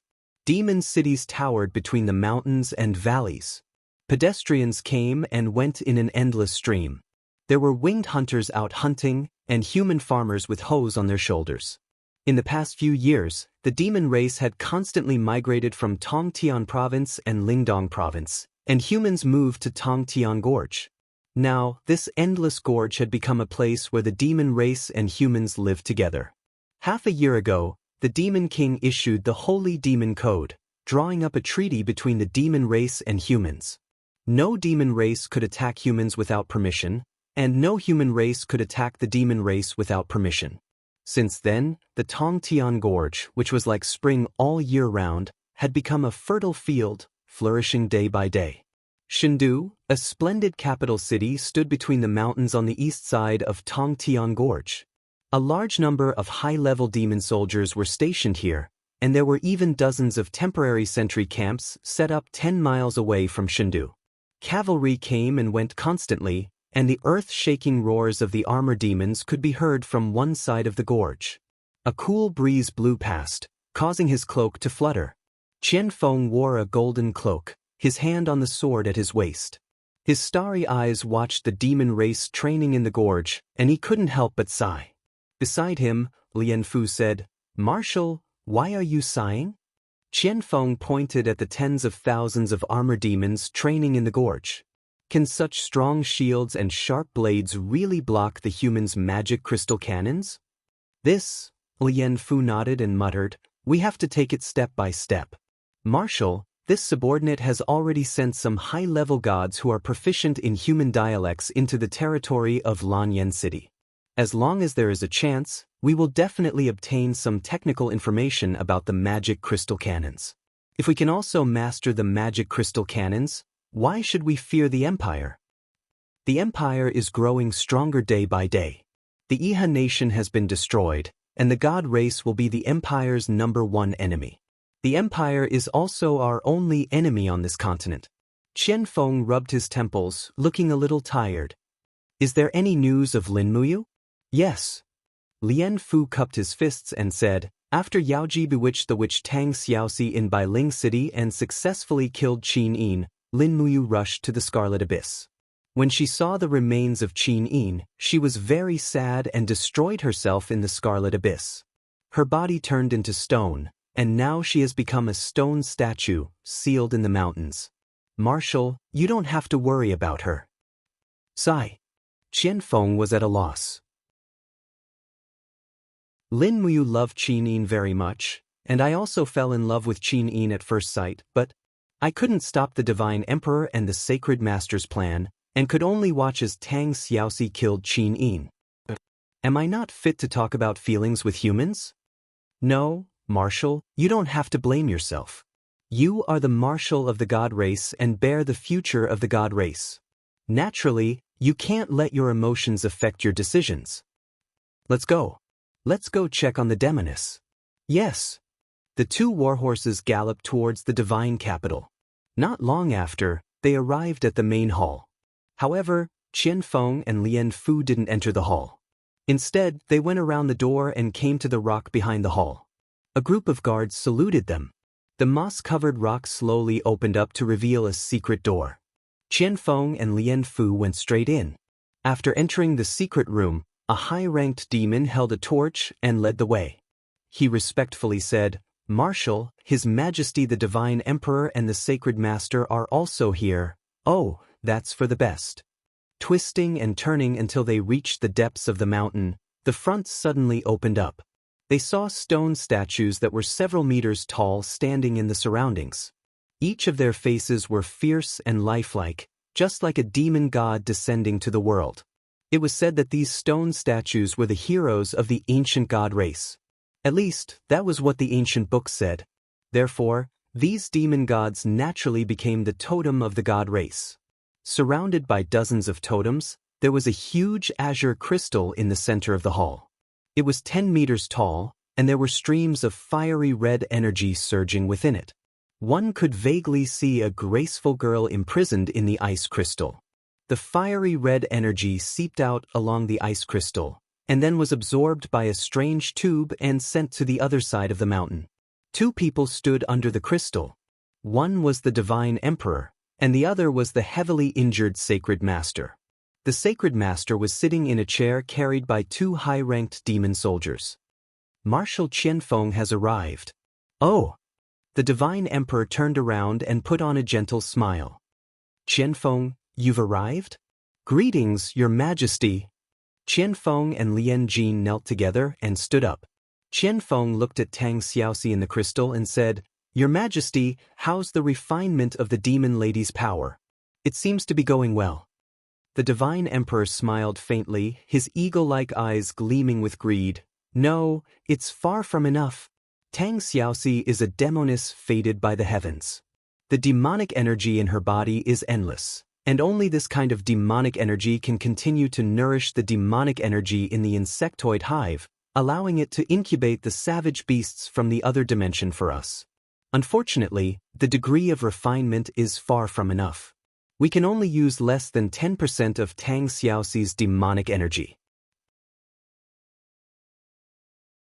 Is that so? Qianfeng raised his head and stared at Tang Xiaoxi, only to see her eyebrows tightly furrowed, as if she was enduring a great deal of pain.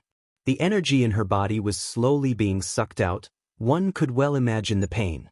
However, Qianfeng had been through hundreds of battles and had already honed a heart of steel.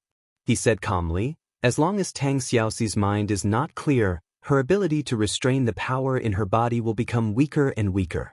This powerful demonic power will definitely be used by us. The divine emperor nodded. Sacred Master, how's the mind manipulation art?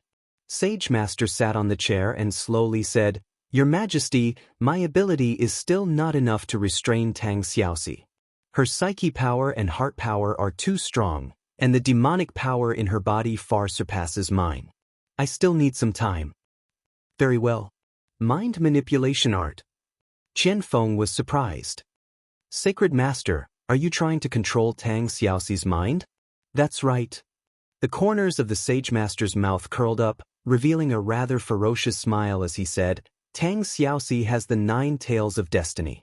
Her tyrannical demonic energy is enough to move unhindered through the 3 realms and be unparalleled in the world. If this kind of power can be used by our god race, its effect is no less than 100 giant flying snakes and 100,000 armored demons.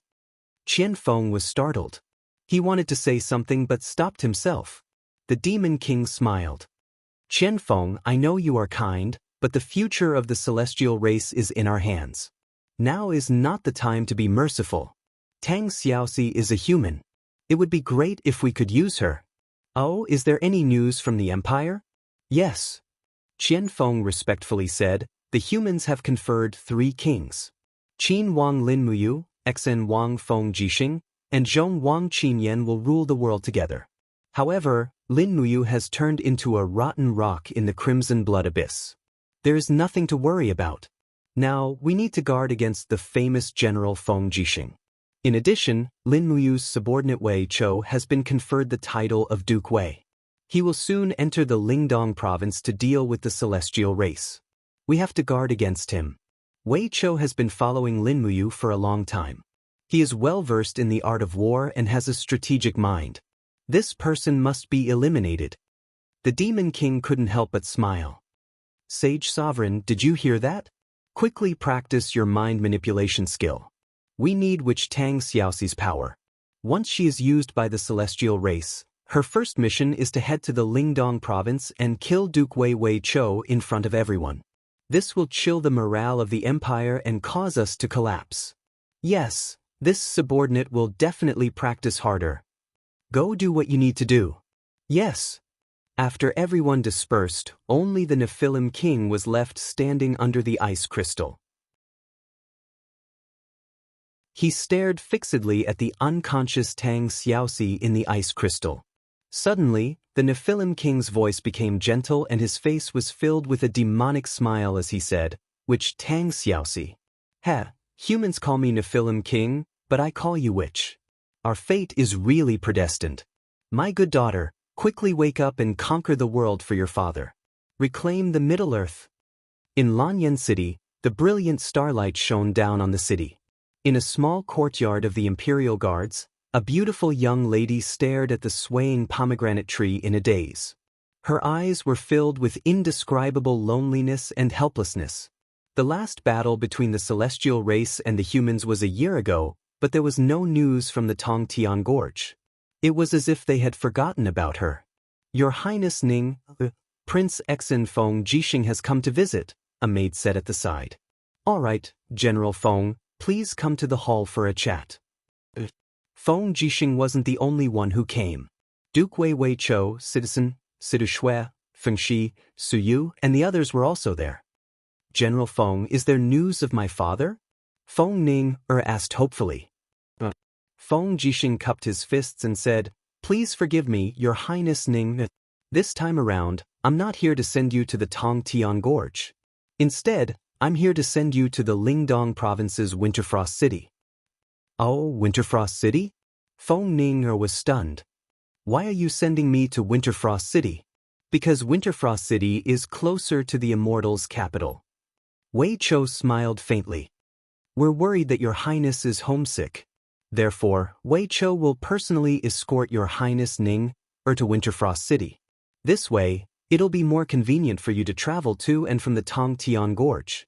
Perhaps Your Highness Ning will even be able to see your father, whom you've been thinking about day and night. Feng Ning instantly felt a chill in her heart. Although she was young and inexperienced, she had been imprisoned in Lanyan City for 3 years. How could she not know what kind of mutual deception was?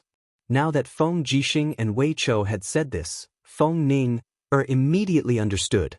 She was only going to Winterfrost City as bait. Once the devil race learned that she was in Winterfrost City, they would definitely send an army to attack.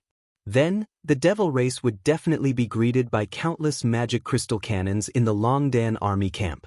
This was not a caring and considerate act, but a vicious plan to destroy the devil race. No, I'm used to life in Lanyan City. I don't want to leave anymore, Feng Ning said. That's not up to Your Highness. Feng Jixing slowly stood up and said, We'll set off tomorrow morning. Your Highness Ning will follow Duke Wei and the army to Winterfrost City. Everyone cupped their fists and Feng Ning could only smile bitterly. Then, where is Commander Yu? She suddenly asked.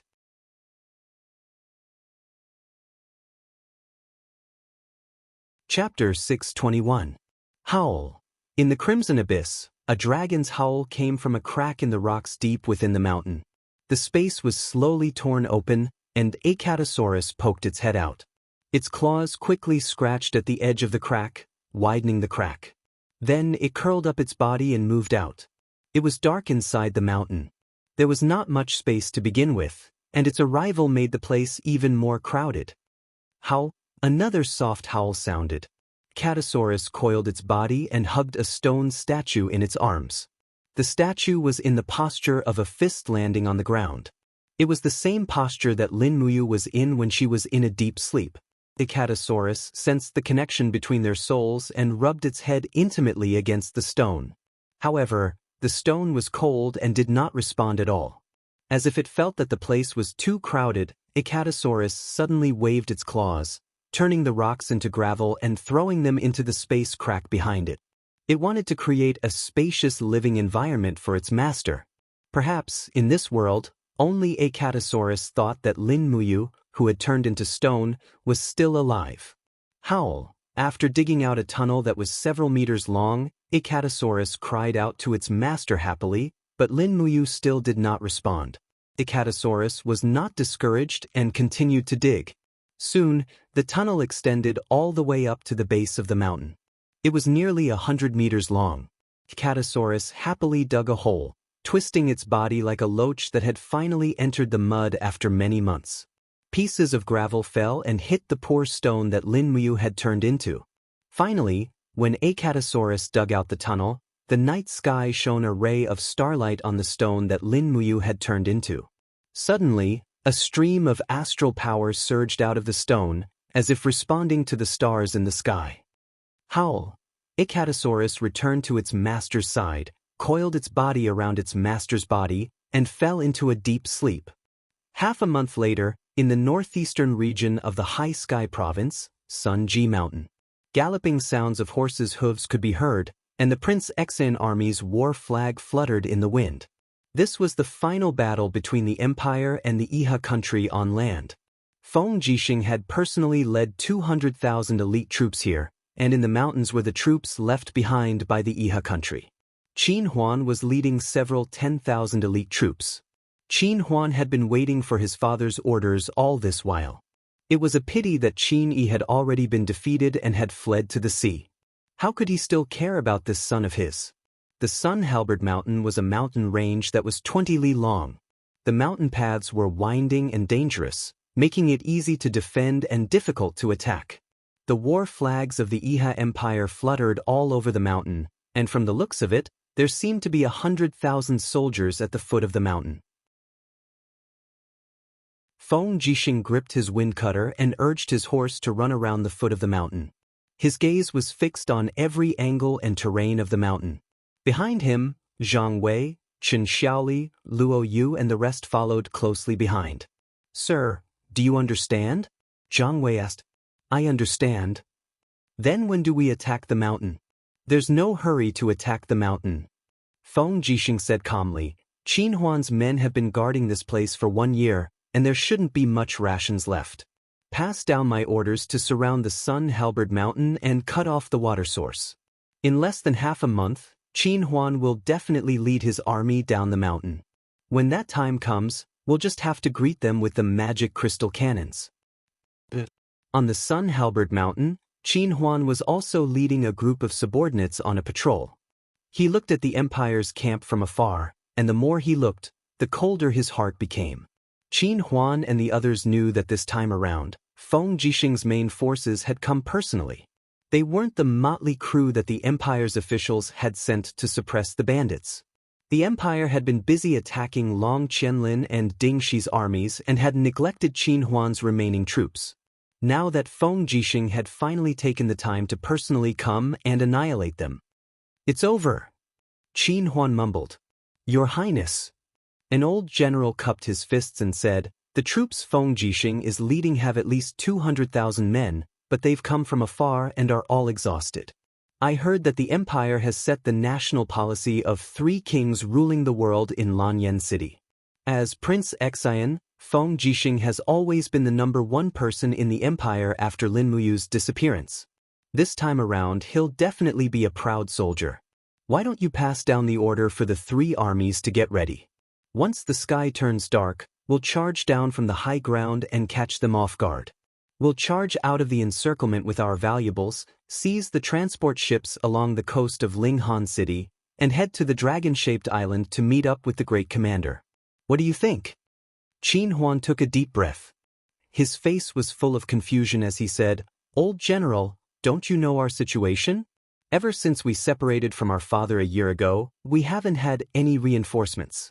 We've also been lacking in rations, medicine, water, and so on. In this year, more than 20,000 people have died of illness, and there are tens of thousands of deserters. Now, we only have less than 50,000 men in our hands. We've also consumed more than half of our war horses, leaving us with less than 20,000. The army that fought against Yao Yuan half a year ago had also almost used up all the embryos of the Heavenly Book.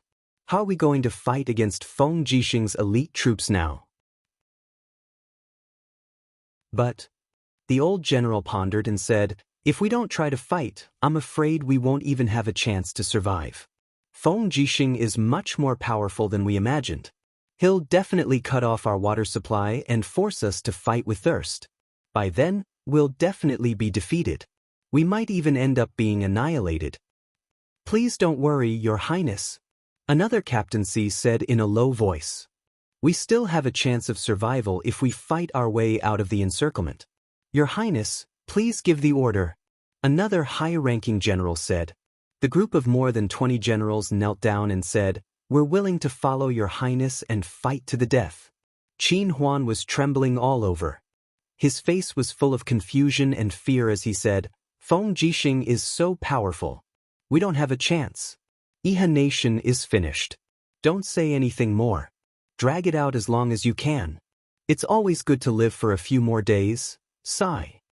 An old general gritted his teeth and walked forward. Suddenly, he took advantage of Qin Huan's unguarded moment and struck him from behind. Bam!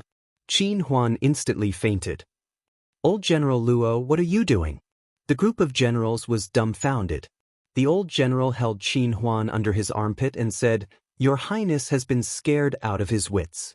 We must protect Your Highness and fight our way out of here. We must protect the bloodline of Commander Qin. Everyone follow my order. When the moon rises, immediately launch an attack. If we take the initiative to attack, we might be able to catch Feng Jixing off guard. After nightfall, torches were suddenly lit up on the mountain. Countless soldiers in Iha Nation's military uniforms charged down from the mountain. Their warhorses galloped at full speed. Immediately, Feng Jixing's front line was caught off guard. At least 1,000 people were killed. In the camp at the foot of the mountain, Zhang Wei looked at the torches in the distance and said, What a good Qin Huan.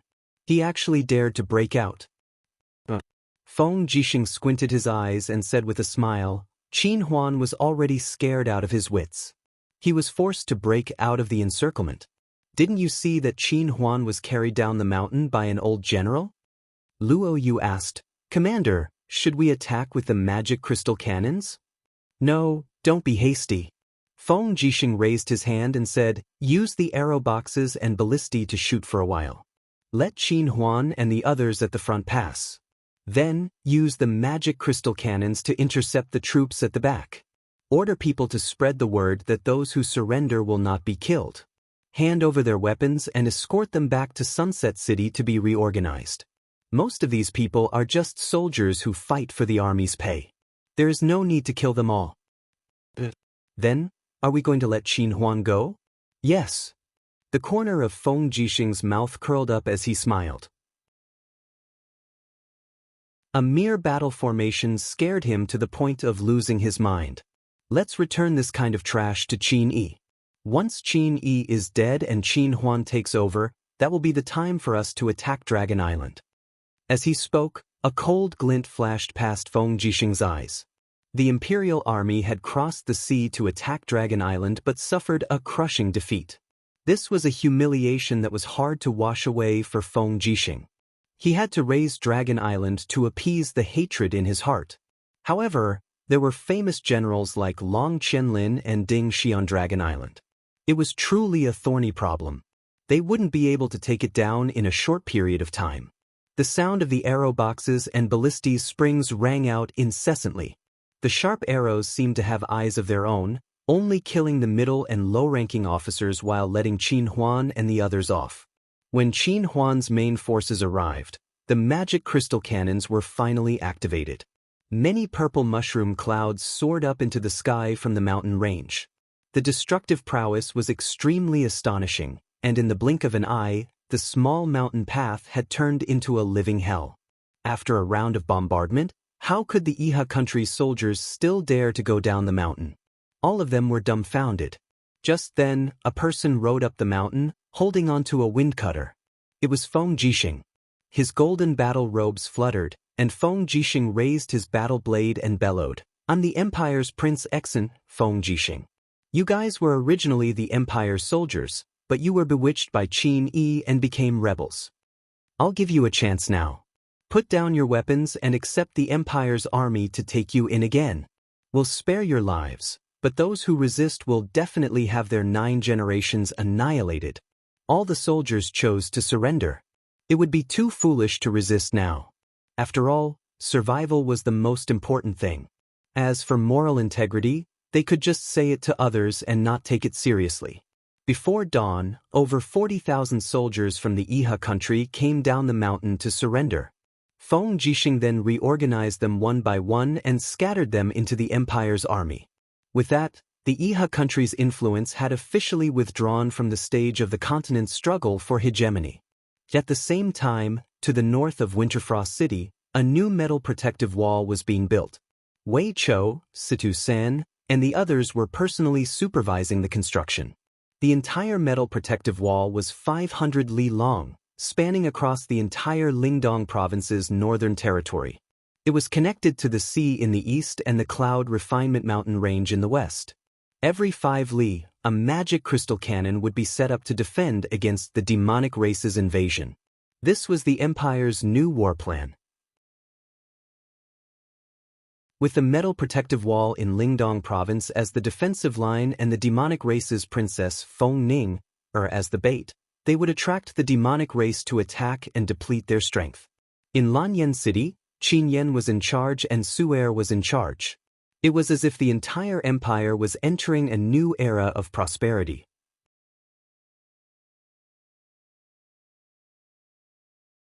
Chapter 622. Time flew by, and in the blink of an eye, for years had passed. The mountains in the blood abyss were continuous, weathered by wind and rain, and had long been covered with a thick layer of vegetation. Moreover, the spiritual energy in the mountains was vigorous, and many rare herbs grew. Cloud deer, badgers, and other animals traversed the mountains, making this forest a treasure land for hunters and medicine masters. However, there was a legend that said there was an immortal in the mountains. The sun and moon shone together, and he was immortal. He was proficient in spiritual spells and had many transformations. However, no one had ever seen such an immortal. It was the rainy season again. Rainwater dripped down into the forest and flowed along the green leaves into the grass, moistening the soil. On the cliff between the mountains, a figure could be faintly seen climbing up the cliff. It was a white-haired old man, carrying a small bamboo basket on his back, which contained a bunch of herbs. The old man's face was slightly red. He used the shovel to carefully poke at the roots of the herbs, afraid that he would hurt the roots and affect the medicinal properties of the herbs. About 10 meters below the cliff, a girl about 4 or 5 years old in green clothes looked up at the old man. Her big, watery eyes sparkled. She cupped her hands around her mouth and said softly, "Grandpa, be careful." The old man laughed. "Meng Yi, don't run around. Grandpa will come down after I pick this dragon grass." "Be careful," the girl pouted, as if she was not satisfied with her grandpa taking such a risk to pick herbs. In the blink of an eye, the dragon grass was pulled out by the old man. He held the protruding part of the rock with one hand and carefully threw the dragon grass into the bamboo basket with the other. Then he walked down the cliff step by step. However, the cliff was very slippery. About 3 meters above the ground, the old man suddenly missed a step and fell. Bang! Fortunately, there was grass below, but the old man was still hurt by the rocks in the grass. He gritted his teeth and cried out in pain. The girl hurried forward and supported the old man. "Grandpa, where are you hurt? Where are you hurt?" Seeing the girl's worried look, the old man endured the pain and laughed. He caressed the girl's braid and said, "Grandpa is fine. I'm just teasing you. Mengi, let's go. This dragon grass can be sold for a good price in the medicine shops in Bailing City. Maybe 20 Jin Yin coins. Then I can buy a lot of candied fruits for you." "Woo," the girl nodded. Her big eyes seemed to be able to speak. She held the old man's hand and walked out of the blood abyss step by step. 100 Ridge City was rebuilt to the south of the ruins, 50 miles away from the blood-red abyss. It had been reduced from a famous city with a population of 3 million to a small city with a population of less than 200,000.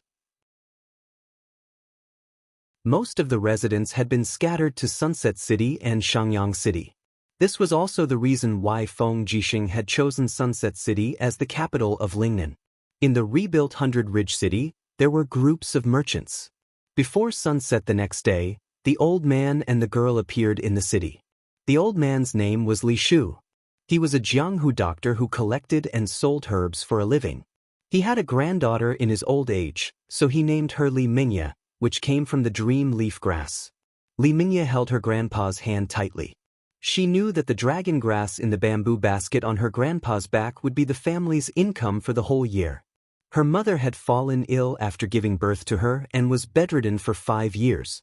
Her grandpa was old and did not have much time to collect herbs. Moreover, her grandpa's alchemy skills were not good enough to extract the medicinal essence of the dragon grass to refine medicine. Therefore, he could only sell the herbs to make money. This dragon grass was the first valuable herb they had collected in the past 3 months. South Town Pharmacy, a pharmacy with only a shopkeeper. It was also one of the dozens of pharmacies in the small city. In the past, Li Shu would sell the herbs he collected from here. "Oh, Uncle Li is here." The shopkeeper of the pharmacy was a fat man.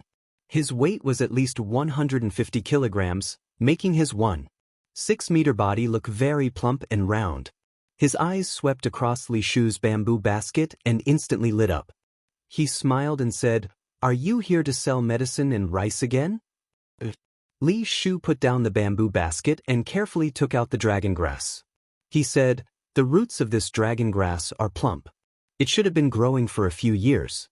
Shopkeeper Lu, give me a good price." "Oh, you picked this in the bloody abyss, right? I heard that there are swift wolves in the bloody abyss. It's not easy for them to not tear your old bones to shreds." Shopkeeper Lu casually took the dragon grass and said, "The medicinal essence is indeed good. The medicinal essence is full. How about this? I'll give you 10 Jinin coins." "What? Only 10 Jinin coins?" Li Shu was stunned. He said, "Shopkeeper Lu, the dragon grass that Virtue Fortune Pharmacy bought half a month ago was 20 Jinin coins each. Moreover, those dragon grass are definitely not as full as this one. You see, I'm here to earn money to feed my family and cure my illnesses. I'm here to sell my herbs so that I don't have to pay the transaction fees. I have a family of old and young, so please don't cheat me. If that's the case, I might as well sell my herbs at the trading firm." "Old man, you really know how to talk?" Shopkeeper Lu's eyes were filled with impatience. He said, Here are 30 Jinin coins. That should be enough for this dragon grass, right?" After counting the Jinin coins, Li Shu's eyes were instantly filled with smiles. He took out one of the Jinin coins and said, "Shopkeeper Lu, look, I want to buy a roasted chicken for my granddaughter. Can you help me convert this Jinin coin into 100 silver yin coins? Thank you." "So troublesome." Shopkeeper Lu took out a money bag impatiently. It was heavy with 100 silver yin coins. He said, "Here, take it. Hurry up and leave. Don't be an eyesore in front of my shop." "Thank you, Shopkeeper Lu." Li Shu held Li Mingye's hand and walked out of the pharmacy with a smile. He bought a bamboo leaf chicken from a stall and handed it to Li Mingye. He smiled and said, eat it. The rest of the money is for your mother's medicine." Li Mingye happily hugged the chicken and took a bite. Her smile became even more joyful. "Grandpa, it's so delicious." "Then eat more." However, the little girl tore off a delicious chicken leg and handed it to the old man. She smiled like a flower and said, "Grandpa, let's eat together." Li Shu was stunned. Grandpa is not hungry. Mingye is hungry, so Grandpa must be hungry too. If Grandpa doesn't eat, I won't eat either. The little girl blinked her big eyes and said sensibly. The old man was very touched. He took the chicken leg and ate it bite by bite. The little girl just looked at him, as if she was afraid that her grandpa would lie to her and hide the chicken leg for her. After turning a corner, 3 shifty-eyed men stared at Li Shu from afar. After all, 30 Jinin coins was not a small amount. It was enough for a family of 10 to eat and drink for several years. "Second brother, do it. It's a little kid and an old man. Do it as soon as they enter the alley." One of the gangsters with a mustache said. "All right, do it." The old man who walked into the alley did not expect his misfortune to come. He suddenly suffered a heavy blow on the back of his head and the money bag on his waist was quickly snatched away. He wanted to scream but could not. Instead, it was the little girl who screamed and grabbed the leg of one of the gangsters. She shouted, "Bad guy, put down Grandpa's money. Someone come and catch the bad guy, catch the bad guy. Get out of my way." The gangster kicked Li Mingye's hand away and stepped on her neck. The little girl's face instantly turned red. "Let go of my granddaughter." Li Shu hurried forward and rammed into the gangster's waist from behind. "Die, old man." Another gangster swung a bamboo stick and hit the old man's leg heavily. Kachu, the sound of bones breaking could be heard. The old man's leg had been broken. "Grandpa, let go of my grandpa," the little girl cried. The gangsters looked at each other and didn't dare to make a fuss. One of them pointed at Li Shu and said, "If you King dare to say anything, I'll kill you. We're from the Heaven Book League." The Heavenly Book League was an external organization of the Northern Qi Mansion in Bailing City. It was responsible for reselling the heavenly books written by the Northern Qi Mansion to mercenaries and bandits. It was the largest gang in Bailing City. When the gangsters left, the old man looked depressed. The money he had worked hard for months was gone just like that. Li Mingya hurriedly helped her grandpa up and cried, "Grandpa, are you okay?" "Grandpa is fine. Mia, don't cry." The old man wiped the little girl's tears and looked into the distance, trembling. The Heavenly Book League was not something he could afford to offend. Even if he reported this to the government, it would be of no use. He struggled to stand up with the help of a wooden stick and said, "Mia, let's go. Let's go home, let's go home." Sob, sob, Grandpa. The little girl's face was full of tears. Looking at her grandpa, she felt an indescribable heartache. "Boss, how much is the bone healing medicine?" 2 days later, a young voice came from a small town in the southwest of Bailing City. Li Mingya held a pile of silver coins in her hands and asked timidly with her eyes wide open. "The superior bone healing medicine costs 2 gold coins. Little girl, your dozen silver coins are not even enough to fill the gaps between my teeth. Go, go, don't hinder our business. Boss, my grandpa is bedridden and needs medicine. Please do me a favor." Go away, we are a pharmacy, not a charity. Go away, don't hinder our business. If you want medicine that doesn't cost money, go into the mountains to pick herbs and grind them." Li Mingya's eyes were filled with tears of grievance. She turned to look in the direction of the Crimson Abyss and suddenly seemed to have made up her mind. In the Crimson Abyss, there were many mountains. In the depths of the mountains, in a pitch-black cave, starlight lingered around a stone statue. Suddenly, with a pa-cha sound, the rock where the stone statue's finger was cracked open. Starlight flowed, and a powerful finger slowly stretched out. With a pa-pa-pa sound, the rock that covered the stone statue's body cracked one after another. This young man who had slept in the rock for 4 years finally woke up. His face was covered with a beard, but his clear eyes revealed a deep sense of confusion. Who am I? Where am I?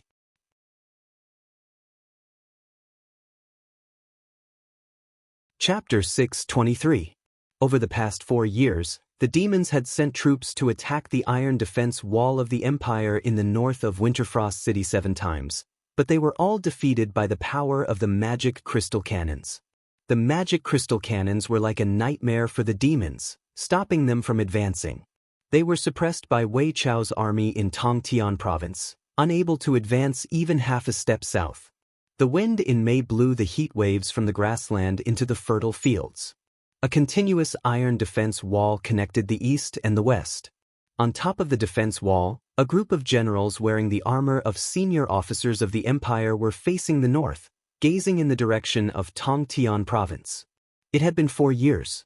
Wei Chao's handsome face, which seemed to have been carved by wind and frost, showed a resolute contour. His eyes were a little confused as he said, "This attack has lasted for a month. I don't know when Qianfeng will attack the iron defense wall again, and how many times we can resist." Sigh. On the side, Citizen still maintained his youthful appearance. He had stepped into the sanctuary realm 3 years ago, and his appearance was forever unchanged. He put his hand on the hilt of his sword and said majestically, "We must resist as many times as Qianfeng attacks. The empire is in the stage of recuperation. Every province is being farmed, and there is no extra military force for us to replenish. We can only rely on ourselves." Wei Chou nodded and suddenly asked, "How is the situation in the Bloody Abyss?" "There is still no news from His Highness Yu. The Bloody Abyss has now become a continuous range of mountains and jungles for dozens of miles. Many hunters and herbalists have entered the Bloody Abyss, and we can't guard it at all. Therefore, I only send a legion of 1,000 to guard the Bloody Abyss every month. That's the only way. I really hope that His Highness can wake up soon." A flash of light flashed across Wei Chao's eyes. He said, "I always feel that Qianfeng's attacks in the past year are just a feint. He must be planning something. Qianfeng is sinister and cunning. We must be more vigilant." "Any news from Lanyan City?" "There's no news. We have been supplied with rations and equipment on time every month. Don't worry, Duke Wei. His Highness Qin Yan is personally supervising the rations, so there won't be any mistakes." Sidu Shui said respectfully. That's good. Wei Chou looked back at Winterfrost City, which stood not far away, and said, Winterfrost City is the heart of Winter Ridge Province. Continue to strengthen the walls and fortifications of Winterfrost City. If the steel walls can't stop the demons, we can only defend Winterfrost City. As the warm wind blew past, the capes of the generals of the Dragon's Courage Legion fluttered in the wind. Soldiers with bright swords and armor stood on the wall. Today, the Longdan army camp had expanded to 200,000 people, and it was worthy of being the strongest army in the empire. When Lin Muyu founded the Longdan army camp, she probably never thought that the Longdan army camp would be so powerful. Lanyan City, Sacred Temple. The star-picking finger emphasizes on both offense and defense. One finger to attack, and the other to defend. The starlight protects the body, and the enemy is invisible. A crisp voice described the profound meaning of the star-picking finger in the hall of the Sacred Temple's trial hall. It was none other than Chu Yao, who was wearing the robes of the Spirit Medicine Department's Great Deacon. Chu Yao was currently 33 years old, but she had mastered the 7th level of the star-picking finger 3 years ago. After she stepped into the sacred domain, her beauty was forever preserved, and she still looked like a 23 or 24-year-old teenager. A group of Gold Star and Silver Star instructors and sparring partners nodded their heads, listening to Chu Yao's words. At the side, the aged Guyang held the scroll in his trembling hands and said with a smile, Someone, prepare some tea for Great Deacon Chu Yao. Yao, it's been hard on you.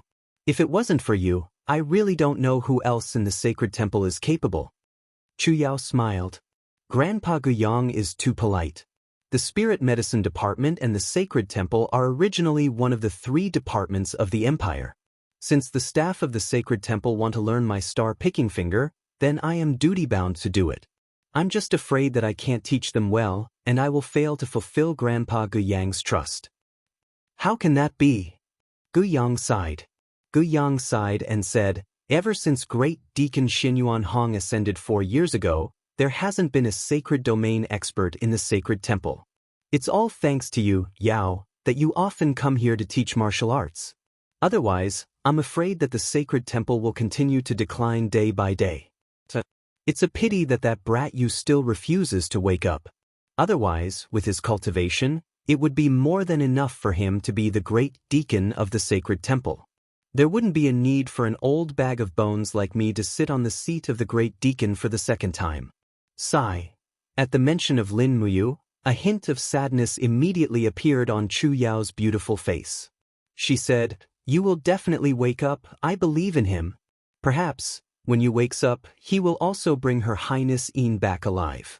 The 2 of them are not irresponsible people, they won't throw all the burdens on us. Yes, that's right.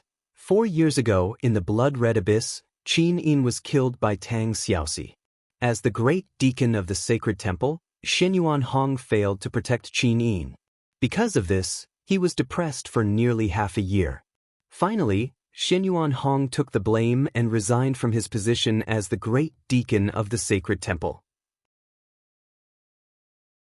On a night when lightning flashed, he ascended to the heaven realm and stepped into the divine domain to cultivate. As for the other elder of the empire, Chu Chu had been missing for many years. No one knew where he had gone. There were rumors that Chu Chu had cultivated in the mountains and had already ascended. There were also rumors that a hunter had seen traces of Chu Chu in the mountains. Riding on a spiritual crane, Xiao Yao was like an immortal. As for which rumor was more reliable, no one knew. In any case, Feng Jixing and Qin Yan felt that these rumors were not very reliable. However, Chu Chu was not a person who was obsessed with fame and status, so no one could blame him. Gu Yang held the scroll in his hand and looked at Chu Yao awkwardly. He said, Yao. Halfway through his words, he suddenly stopped. Chu Yao stood on the training platform of the training hall. Condensing her fingers, a ray of starlight flickered on it. She could not help but smile. Grandpa Guyang, if there's anything you want to say, just say it directly. There's no need to be embarrassed with me. Guyang said, You see, Grandpa is also old. My old bones will not be able to move soon. How about? I go to His Highness Qin Yen to resign from his position as the Great Deacon of the Sacred Temple. You will be the Great Deacon of both the Sacred Temple and the Spiritual Medicine Department. How about that? Chu Yao had a helpless expression. Absolutely not. Let's not talk about the fact that I can't split myself. There has never been such a rule since ancient times. Grandpa Guyang, how about this? If you really want me to help you in the Sacred Temple, I will also be a Sacred Temple Deacon. How about that? Good. Gu Yang's face was full of joy. That's great. With you in the Sacred Temple, no one will dare to bully us anymore. Yao, you are the younger sister of Chu Huai, one of the 4 heroes of Lanyan. Furthermore, you have already cultivated the star-plucking finger to the highest realm. That is enough to convince the masses. Chu Yao could not help but laugh. So Grandpa Guyang is just worried about this. Yes. I really hope that brat you can return early. That way, I can return the Great Deacon position to him. I won't have to do everything myself. Yes, no one wishes for that brat to wake up early. In the blood-red abyss, there was a dense jungle. At this time, it was raining heavily.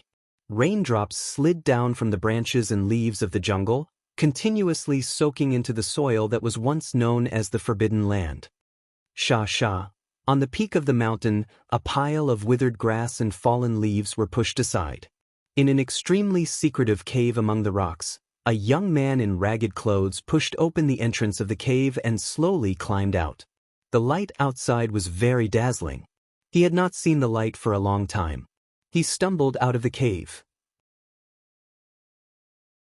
Suddenly, there seemed to be something stuck in the rock at the entrance of the cave. He exerted force, and with a jing sound, a rusty longsword fell from his back. The ring of the stellar sword scabbard was already rusty. This young man was undoubtedly Lin Muyu. However, at this moment, Lin Muyu had no idea who he was. His mind was blank. He did not even know what the sword was called. So troublesome. He picked up the stellar sword and carefully looked at the patterns on the scabbard and hilt. He raised his hand to hold the hilt and suddenly pulled. However, the blade seemed to be rusty and did not move at all. So it is just a piece of scrap metal? He frowned and still carried the longsword on his back. At this moment, a rumbling sound came from his stomach. He was hungry. He had been hungry for 4 years. It was just that he did not know it. There were wild fruits in the mountain. He leaped a few meters and climbed up an apple tree like a spirit ape. He plucked an apple and took a big bite. It was sour but not bad. It was edible. Not long after, a pile of fruit cores fell from the tree. Lin Muyu ate until he was half full. He leaned against the tree trunk and rested for a moment. Wang. Suddenly, there seemed to be a response in his mind. A sea of flames burned in his mind, and he even saw a beautiful face. Who is she? Lin Muyu did not know who she was, but he knew that he must save her. 9 Revolution Spirit Medicine? 9 Revolution Spirit Medicine? He did not know why, but there seemed to be someone muttering this term in his mind. Then, he seemed to recall some memory fragments. That's right, 9 Revolution Spirit Medicine. The Heaven's Heart Grass and Soul Returning Grass were refined according to the ratio of 9 to 1. It could revive the dead. Heaven's Heart Grass. Heaven's Heart Grass. He did not know who he wanted to save, nor did he know who he was. However, he knew that if he could find the Heaven's Heart Grass and refine the 9 Revolution Spirit Medicine, he might be able to find the answer he wanted. He jumped down from the tree and landed in the forest after a few jumps. Lin Muyu looked around, looking for the legendary Heaven's Heart Grass. However, Heaven's Heart Grass was a level 10 medicine. It was not easy to find it. When the heavy rain was about to stop, a new traveler came to the jungle. It was a girl with a bamboo stick in her hand. She had worn out her straw sandals and her toes were pierced by sharp rocks. She was bleeding, but she couldn't care less. Her little heart was filled with her grandpa's seriously injured appearance. She had to find the spirit stone grass that could heal bones.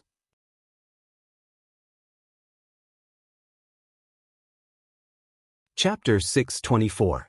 When night fell, the mountain wind was exceptionally cold. Li Mingye was only wearing a thin layer of clothing.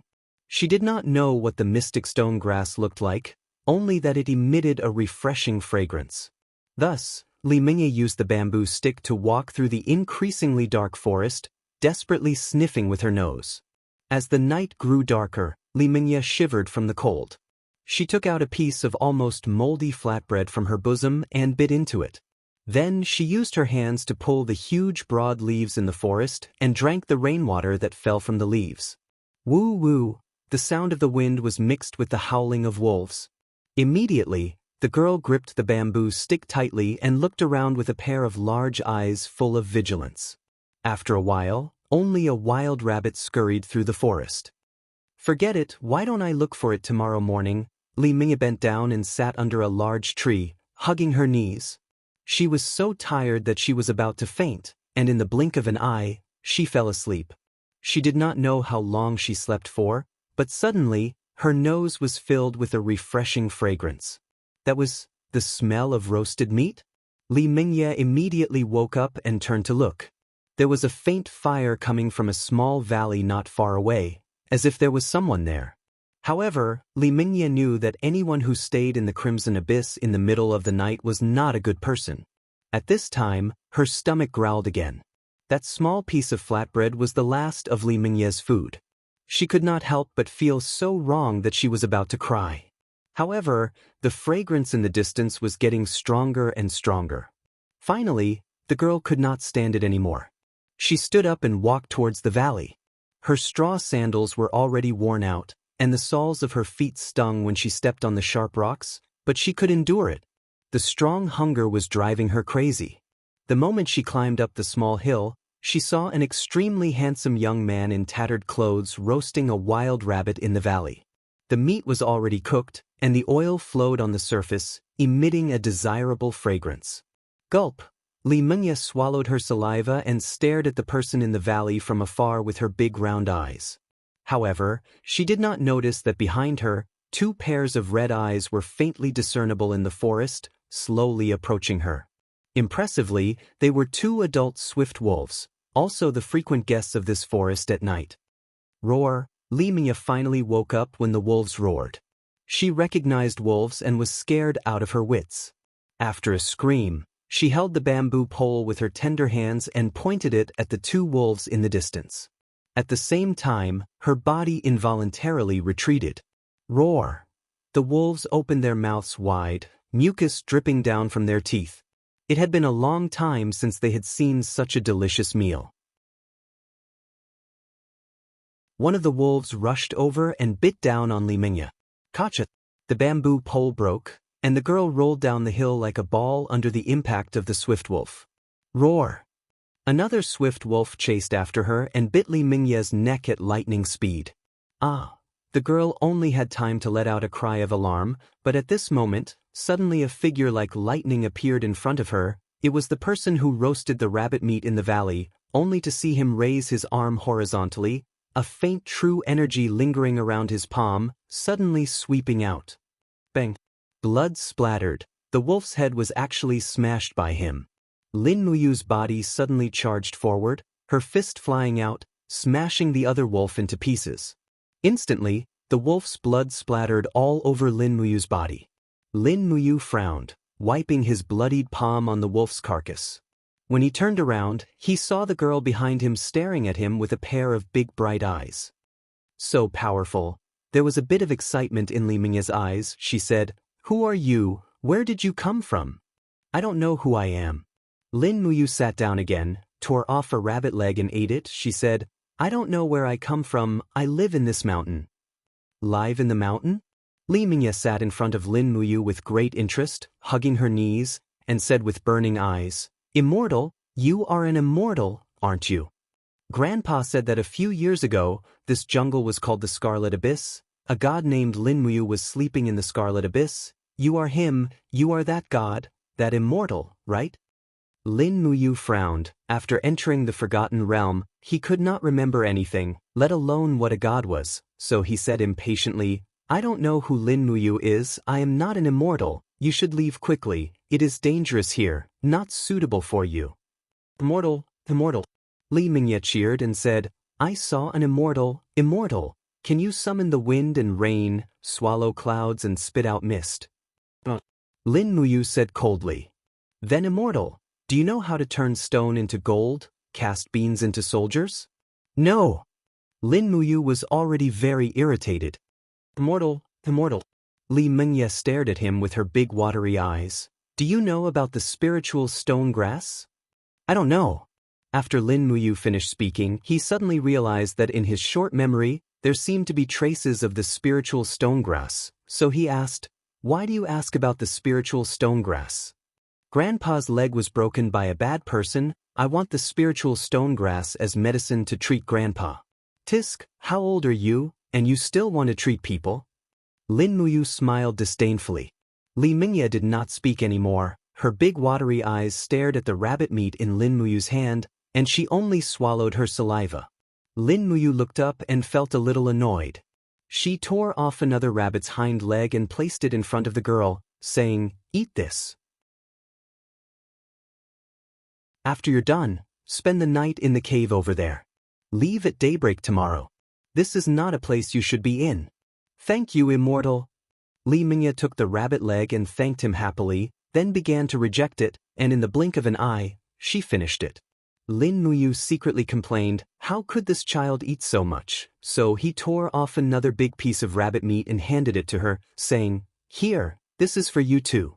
Li Mingye's face was full of joy. Thank you, you really are an immortal.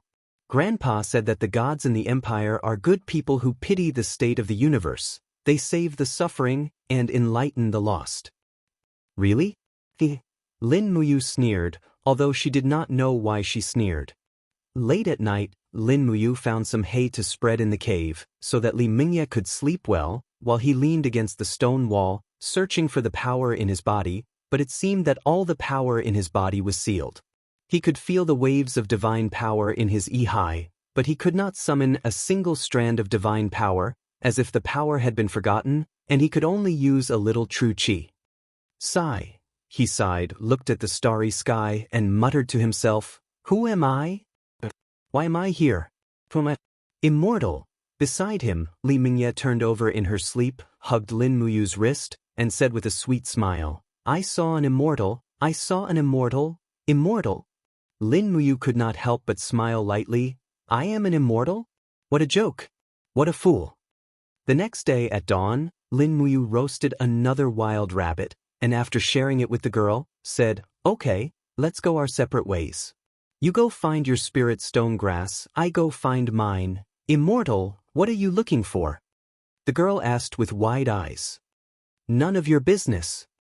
Lin Muyu had even forgotten who she was, so naturally she felt very annoyed and said, don't bother me anymore. Li Mingye looked wronged, said, I just want to help you. Help me? Lin Muyu sneered, didn't you say that I am an immortal? Immortals are omnipotent, why would I need your help? Yes, immortals are omnipotent. Li Mingye clapped her hands and laughed. Then Immortal, can you tell me where the spirit stone grass is? I don't know. Lin Muyu was about to break down, and pointed to the front. You go east, I go west, and we won't disturb each other. But Immortal, you are pointing to the south. Me. Lin Muyu's state of mind was undoubtedly broken at this moment, and with a leap, his feet flew over the small hill like the wind, and in the blink of an eye, he was already a few miles away, shaking off the little girl behind him. Omnipotent immortal? He laughed coldly. If I am omnipotent, I will know who I am. Immortal! Immortal! Li Mingye's voice echoed in the forest for a while, and she finally gave up looking for the immortal, and found the broken bamboo pole. Although it was already broken, it was her only weapon. Grandpa said that there were many snakes in the mountains, and she still needed to rely on the bamboo pole to fight them. The girl's straw sandals were completely worn out, so she simply took them off and climbed the mountain rocks barefoot. Spirit stone grass was said to be a type of herb that grew in the cracks of the rocks, and it absorbed the essence of heaven and earth to grow. Moreover, there were so many people who went into the mountains to collect herbs, so if she wanted to find the spirit stone grass, she had to go to the more dangerous mountains. Until noon, the girl was already halfway up the mountain, in a place where there were few people. Huh! Li Mingya suddenly exclaimed. She saw a short pine tree in front of her, and there was a nearly 2 meters long snake coiled around it, blocking her way. Go away, big snake. She used the bamboo pole to slap it with all her might, and the snake was not poisonous, so it was actually scared and slithered away with its tail between its legs. Umph! The girl put her hands on her waist, like a little general who had returned victorious. She walked forward and used the bamboo pole to push aside the branches and leaves of the pine tree. Impressively, she saw a fiery red herb growing in the cracks of the rocks and under the pine tree. At the end of the herb, there were small red beads, which were as round as a heart. Oh, what is this? Perhaps it's very valuable. The girl cheerfully uprooted the herb, wrapped it in a cloth, and tied it around her waist. She continued forward, looking for the spirit stone grass. The next day, Li Mingya went down the mountain, but she did not find the spirit stone grass. She only found the fiery red herb on her waist, which was as clear as jade. The herb could not be dried for too long, or else its medicinal properties would evaporate, so she had to go back early to let someone see what kind of herb it was, and whether it was valuable.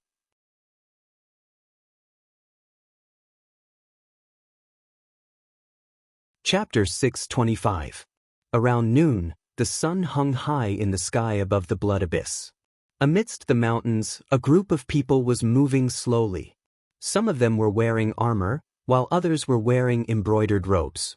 However, each of them was riding a fine horse. The empire had been at war for close to 10 years, and horses had long become a rarity. Moreover, these very fine horses were even rarer. This group of people was clearly either rich or noble. There were more than 20 of them, and they were meandering through the mountains. In the crowd, a warrior with a sword hanging from his waist was stroking his beard. His eyes were gleaming, and it was clear that his cultivation was not low. This person was called Northern Qihong, and he was one of the retainers of the Northern Qi Prefecture in Bailing City. He was at the first level of the Heaven Realm, and the heavenly book at his waist was enough to prove his identity. Next to Northern Qihong was an old man around 70 years old. Although he was old, his face was full of vigor. He must have taken good care of himself. Huang Yuan, the #1 alchemist in Lingnan province, had the title of King of Medicine. It was said that not long ago, he had refined a 9th-level medicine. This time, the Northern Qi Prefecture had sent a group of people to protect him in the blood abyss in order to find rare herbs. Sir King of Medicine. Hong of Northern Qi smiled respectfully. If we can find the longevity grass and refine the longevity medicine for Master Ing of Northern Qi, that will be a great accomplishment. Perhaps the old man will be so happy that he will immediately bestow upon you the position of governor of a province. Huang Yuan couldn't help but laugh. Whether or not we can find it will depend on luck. But Northern Qi's Master Ing is blessed by the heavens. I believe he will definitely find the longevity grass to extend his life. Northern Qihong nodded. Yes, if that is the case, the master will not need to use the heavenly book of life to extend his life. That goes against the heavens. The Northern Qi government had forced Tang Lon to her death at the old site of Bailing City, but this matter had always been hidden from the world. Most of the commoners who had witnessed the calamity had already died under Tang Xiaoxi's bloody claws. After the empire was rebuilt, the Northern Qi government immediately chose to pledge loyalty to Feng Jixing. Feng Jixing also needed someone to hold down the fort in Lingnan province, so he gave the head of the Northern Qi government, Northern Qi Ing, the title of chief administrator of Lingnan province, and ordered him to rebuild Bailing City. If it were not for the Northern Qi government, Bailing City would probably not have reached its current scale. It would have long been a dead city. However, Feng Jixing allowed the Northern Qi Prefecture to govern Bailing City, which made the Northern Qi Prefecture even more reckless and frivolous. The Northern Qi Prefecture established the Heavenly Book League, privately bought and sold Heavenly Book weapon embryos, and deceived their superiors and subordinates. Only the heavens knew how many heartless things they had done. It was not that Feng Jixing was unaware of this, but he was busy dealing with chaos everywhere and could not find the time to deal with the Northern Qi Prefecture. The mountain path was rugged. As they walked, they suddenly saw a girl limping down the mountain path. Her feet were a bloody mess, but her little face was full of stubbornness. She continued to walk down the mountain step by step. She held half a bamboo pole in her hand, and there were tears on her face. She must have fallen and cried in pain. There is a girl in the mountain? Northern Chi Hong looked from afar and couldn't help but frown. Huang Yuan's gaze turned cold. He narrowed his eyes at the cloth bag hanging from the girl's waist and said, "Sir Northern Chi, I think I have seen the herb hanging from the girl's waist in the pharmacopoeia." "Oh, what rare herb is it?" "It is heavenly heart grass, a level 10 herb." "What?" Northern Chi Hong was stunned. "How is this possible? How could a mere girl have heavenly heart grass?" "Who knows? There are remnants of Qin Yin's divine power in the Crimson Abyss. Perhaps it was this divine power that gave birth to many rare herbs. Otherwise, why do you think so many people would flock to the Crimson Abyss?" "What do we do? Do we take the heavenly heart grass or not?" Northern Chi Hong asked coldly. Huang Yuan's face was full of greed. "Heavenly heart grass is the most precious treasure in the world. If we don't take it, someone else will. This girl is just a country girl and doesn't deserve it. Sir Northern Chi, heavenly heart grass grows in the Bloody Abyss, and the Bloody Abyss is within the borders of Bailing City. All of Bailing City belongs to the Northern Chi Prefecture.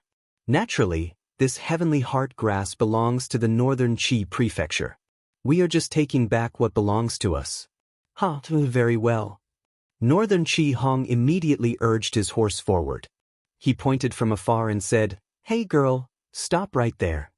Li Mingye had already begun to take the grass from the thorny area, but she still couldn't escape the eyes of these people. She stood where she was in a daze. She could see that Northern Chi Hong was an official. The 2 stars on his collar were not fake. She said respectfully, "Sir, you called me for something?" "Of course. What is your name?" "Li Mingye." "Where did you steal the grass on your waist?" "I didn't steal it," Li Mingye argued. "I picked it up in the mountains." "I didn't steal it. How dare you say you didn't steal it?" Northern Chi Hong's eyes were ferocious. "This mountain belongs to Bailing City. I am the guardian of Bailing City. This mountain is mine. You picked the grass on my mountain and you dare say you didn't steal it? Give it to me." "No." Although Li Mingye was young, she knew that the grass must be valuable. She held the heavenly heart grass and said, "This is the money for grandpa and mother's treatment. You can't take it." "How dare you?" Northern Chi Hong suddenly raised his horse whip and lashed at the air. Pa! A bloody mark immediately appeared on Li Mingye's neck. Blood seeped out, but she endured the pain without making a sound. She covered the heavenly heart grass with both hands and ran into the bushes to the side. "You dare to run?" Northern Chi Hong pulled out his steel sword. He was ready to kill. He urged his horse to give chase. Li Mingye walked barefoot. How could she outrun a warhorse? In the blink of an eye, Northern Chi Hong had caught up. "You're courting death." The steel sword fell from the sky and slashed at Li Mingye's back. If the sword fell, Li Mingye would almost certainly die. Just as the steel sword fell, a black shadow swept over from afar. Clang! The steel sword was knocked away, and the black shadow pierced into the rock behind Northern Chi Hong with a swoosh. With a buzzing sound, it was a long sword with a sheath. It was not pulled out at all, or perhaps it could not be pulled out at all. Li Mingye was so scared that her face turned pale. She turned around and saw a familiar figure. It was Lin Muyu, wrapped in animal skin. He had already taken off his rusty armor and replaced it with a newly killed animal skin. "Immortal! Immortal, save me!" The girl cried for help. "Immortal?" Northern Chi Hong could not help but laugh. "What kind of immortal are you? You're just a poor hunter." He spurred his horse forward with a shocking momentum. Lin Muyu faced him head-on, gathering the Jinchi in her arms. Just as Northern Chi Hong's sword was about to land, Lin Muyu spun around to avoid the attack. She swung her arms and landed a heavy blow on Northern Chi Hong's back. Bang! Northern Chi Hong groaned. He was in pain but not injured. Lin Muyu's Jinchi was at most at the 3rd tier of the Earth state. It would be difficult for her to hurt a heavenly realm warrior like Northern Chi Hong. But Lin Muyu took advantage of the situation and flew past.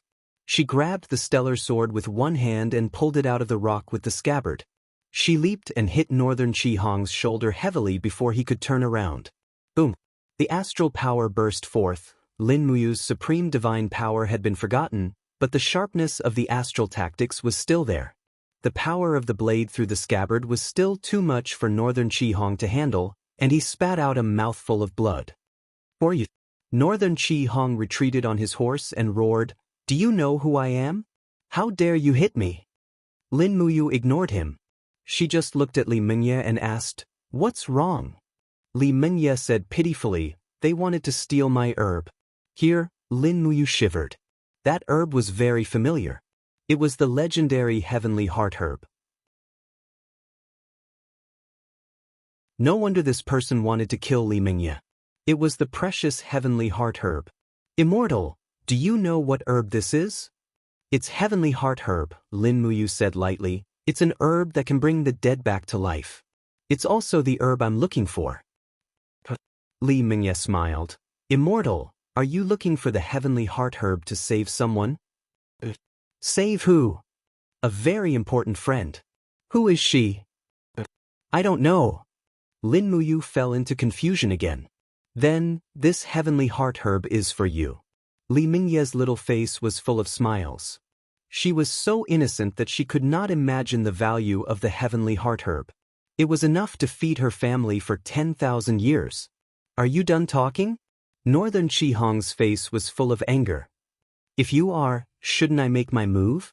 At this time, a dozen Northern Qi mansion guards appeared behind Northern Qihong. He laughed coldly. "Even a scum like you has the nerve to call yourself an immortal. How interesting. Little girl, I'll send you and your immortal to hell." And shoot. The dozen guards shot their arrows at the same time. Lin Muyu hurriedly protected Li Mingye behind her. Her stellar sword danced with its scabbard to block the arrows. She shouted, "Run! Are you waiting to be shot into porcupines?" Li Mingye's face was full of panic. She held the heavenly heart herb in her arms and ran straight into the fields. There were rocks everywhere, not suitable for war horses. She was a very smart girl. Lin Muyu quickly retreated.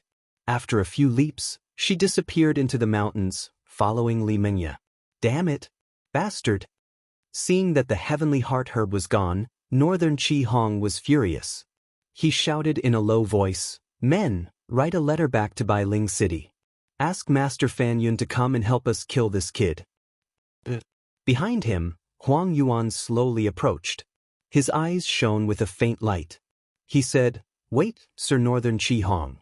Haven't you noticed that this person is very strange?" "What's strange about him?"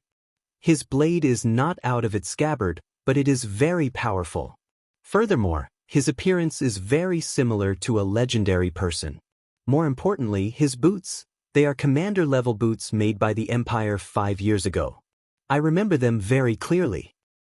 "Sir King of Medicine, are you saying that this kid is the Lin Muyu sleeping in the blood-red abyss?" Northern Qihong was stunned. He could not help but laugh. "This is impossible, absolutely impossible."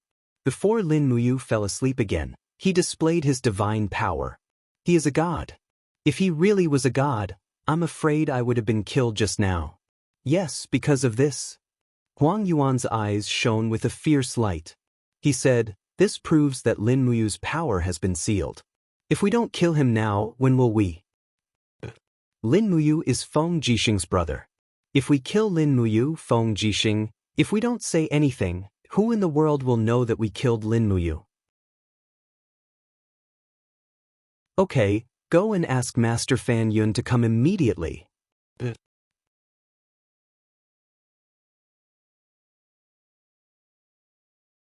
Chapter 626. Bang! Yu Shu's letter was slammed onto the table. In the master's manner of New Bailing City, the Northern Qi Eagle's face was full of anger. His eyes were full of murderous intent as he said, "I have waited for so many years. Lin Muyu, you have finally appeared." Beside him, the eldest Northern Qiyun said, "Father, since Lin Muyu has reappeared, then, and he has lost his power. Why don't we take advantage of this rare opportunity to get rid of him? The Northern She-Eagle said lightly, if it was not for Lin Muyu's interference, your brother Northern Chi-Huan would not have died so tragically in the White Leaves Forest. This enmity is irreconcilable and must be avenged. Venerable Fan Yun, this trip will depend on you. A martial artist who was about 40 years old with an arrogant face stood up and cupped his fists. If it is really like what is written in Yu's letter that Lin Muyu only has less than half of his cultivation left, this subordinate promises to bring back his head for Governor Darren.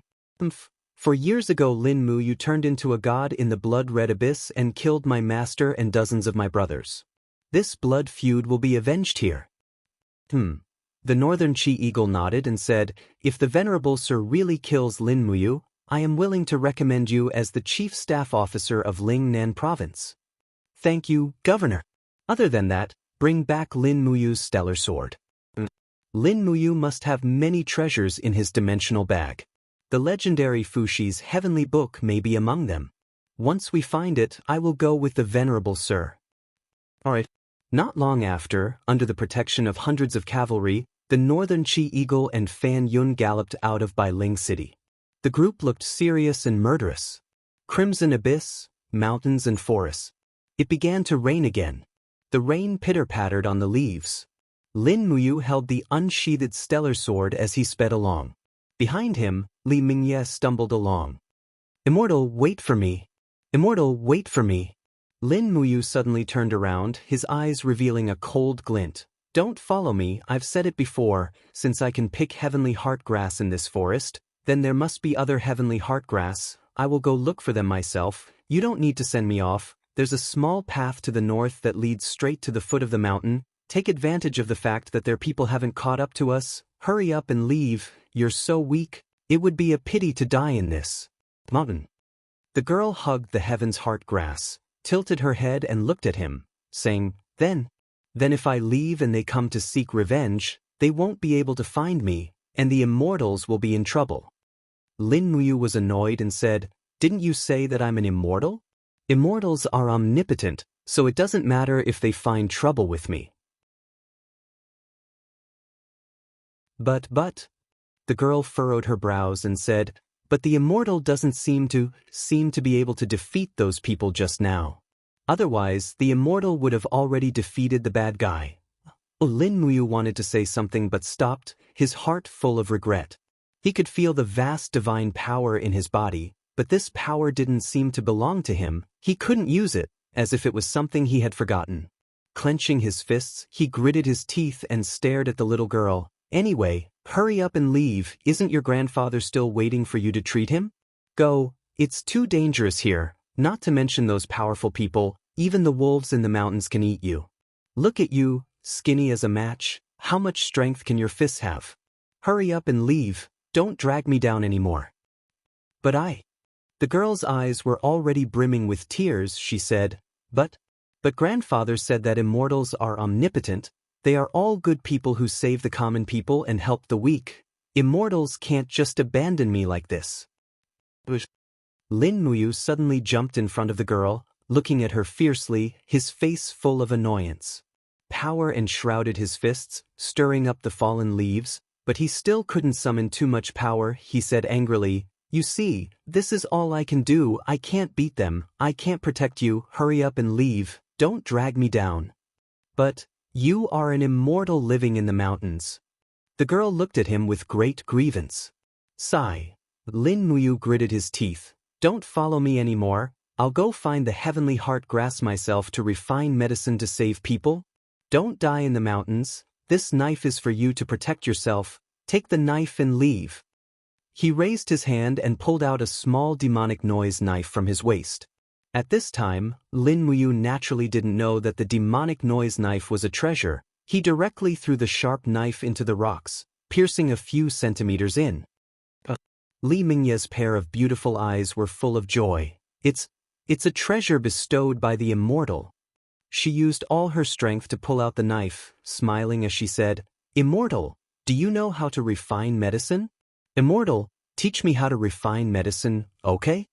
However, When Li Mingye pulled out the knife and turned to look again, she only saw the figure of Lin Muyu leaping into the forest. The girl couldn't help but be disappointed. Holding the little demonic noise knife, she said, "Immortal, you still haven't taught me how to refine medicine. I want to learn how to refine medicine to cure my mother's illness. Immortal, Immortal, where have you been?" At dusk, the rain stopped, and the sound of horse hooves could be heard in the forest. Northern Chi Hong raised his sword and rode forward. Master Fan Yun, you've come." "Where is he?" Northern Chi Eagle said coldly. "It's right in this forest." Northern Chi Hong smiled slightly. "My black feather is following him. In that direction, we can go there and capture him." "There's no need to capture him, just kill him," Northern Chi Eagle lightly said. "Lin Muyu is a sleeping dragon. If you can kill him in his sleep, then don't go looking for trouble. Someone, prepare the heavenly book embryo. If Fan Yun the Venerable is no match for Lin Muyu, use the heavenly book to keep him in check. First use the wind element lower level heavenly book, then use the earth element middle level heavenly book, and kill him in one move." "Sir." A group of guards all pulled out their sharp blades, and a faint divine light floated on all of their blades. A number of them were of the heavenly book grade.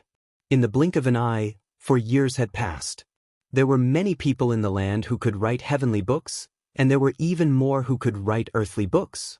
Earthly books were no longer rare. Presently, it was the world of heavenly books, and as the foremost heavenly book family in Lingnan, the Northern Qi Prefecture did not lack for heavenly book embryos. In order to kill Lin Muyu, Northern Qi Eagle took out almost all of his wealth, using all 5 heavenly book grade embryos he had written in 4 years. In the mountain forest, an agile figure climbed back and forth between the mountain rocks. It was Lin Muyu, who carried the stellar sword on her back. A faint Zhenqi light lingered around her battle boots. Each leap left a shallow footprint on the mountain rocks. Unfortunately, although the spiritual energy in the mountain was abundant and medicinal herbs grew everywhere, she still did not see the heavenly heart grass. Hee. When she leaped up, she suddenly saw a black shadow circling in the air. It was a falcon. It seemed that he had been circling above her for a long time. Lin Muyu couldn't help but furrow his brows. This falcon seemed to have ill intentions. Had she already been targeted? In a moment of distraction, her feet slipped and she lost her footing. Her entire body immediately fell down the rock wall. Her right hand trembled. In a moment of desperation, she condensed a faint king's fighting flame. Her hand grabbed onto the rock wall like a sharp claw. Only then did she stop her body. Whoosh, whoosh. Looking down at the bottomless abyss, she couldn't help but feel a lingering fear.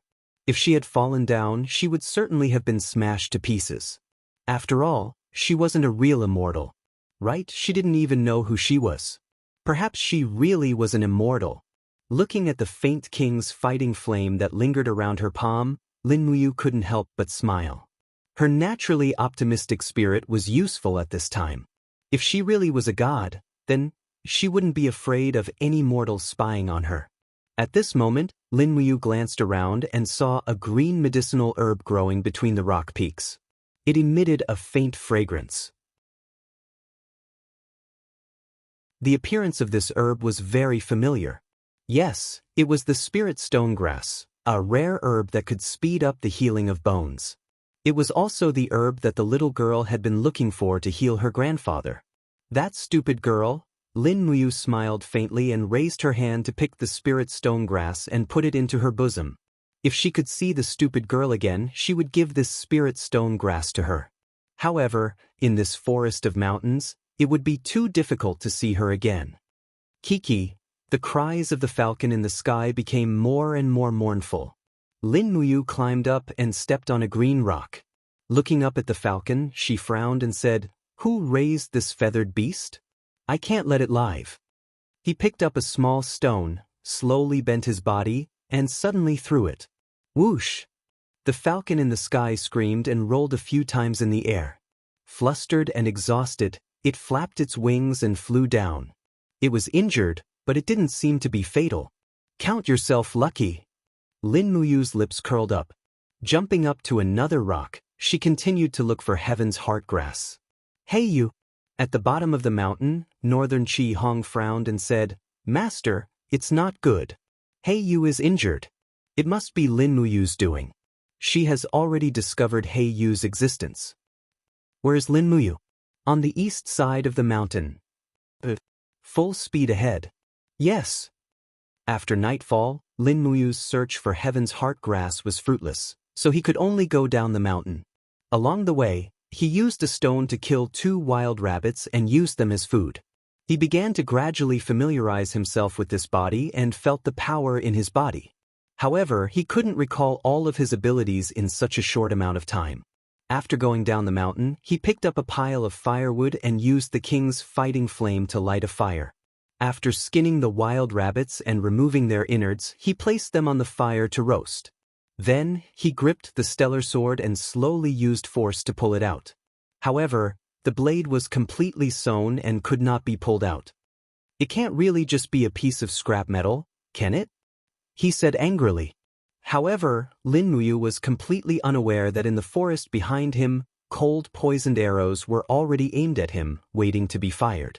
The sound of bowstrings being pulled taut mixed with the night mountain wind. Northern Chi Eagle stood in the forest in a black robe. Looking at the completely unaware Lin Muyu, he lightly said, Release the arrows. Kill him. You're tuning in to the Wang Lin's Journey YouTube channel. Don't forget to subscribe and join us on this journey to catch the most captivating stories.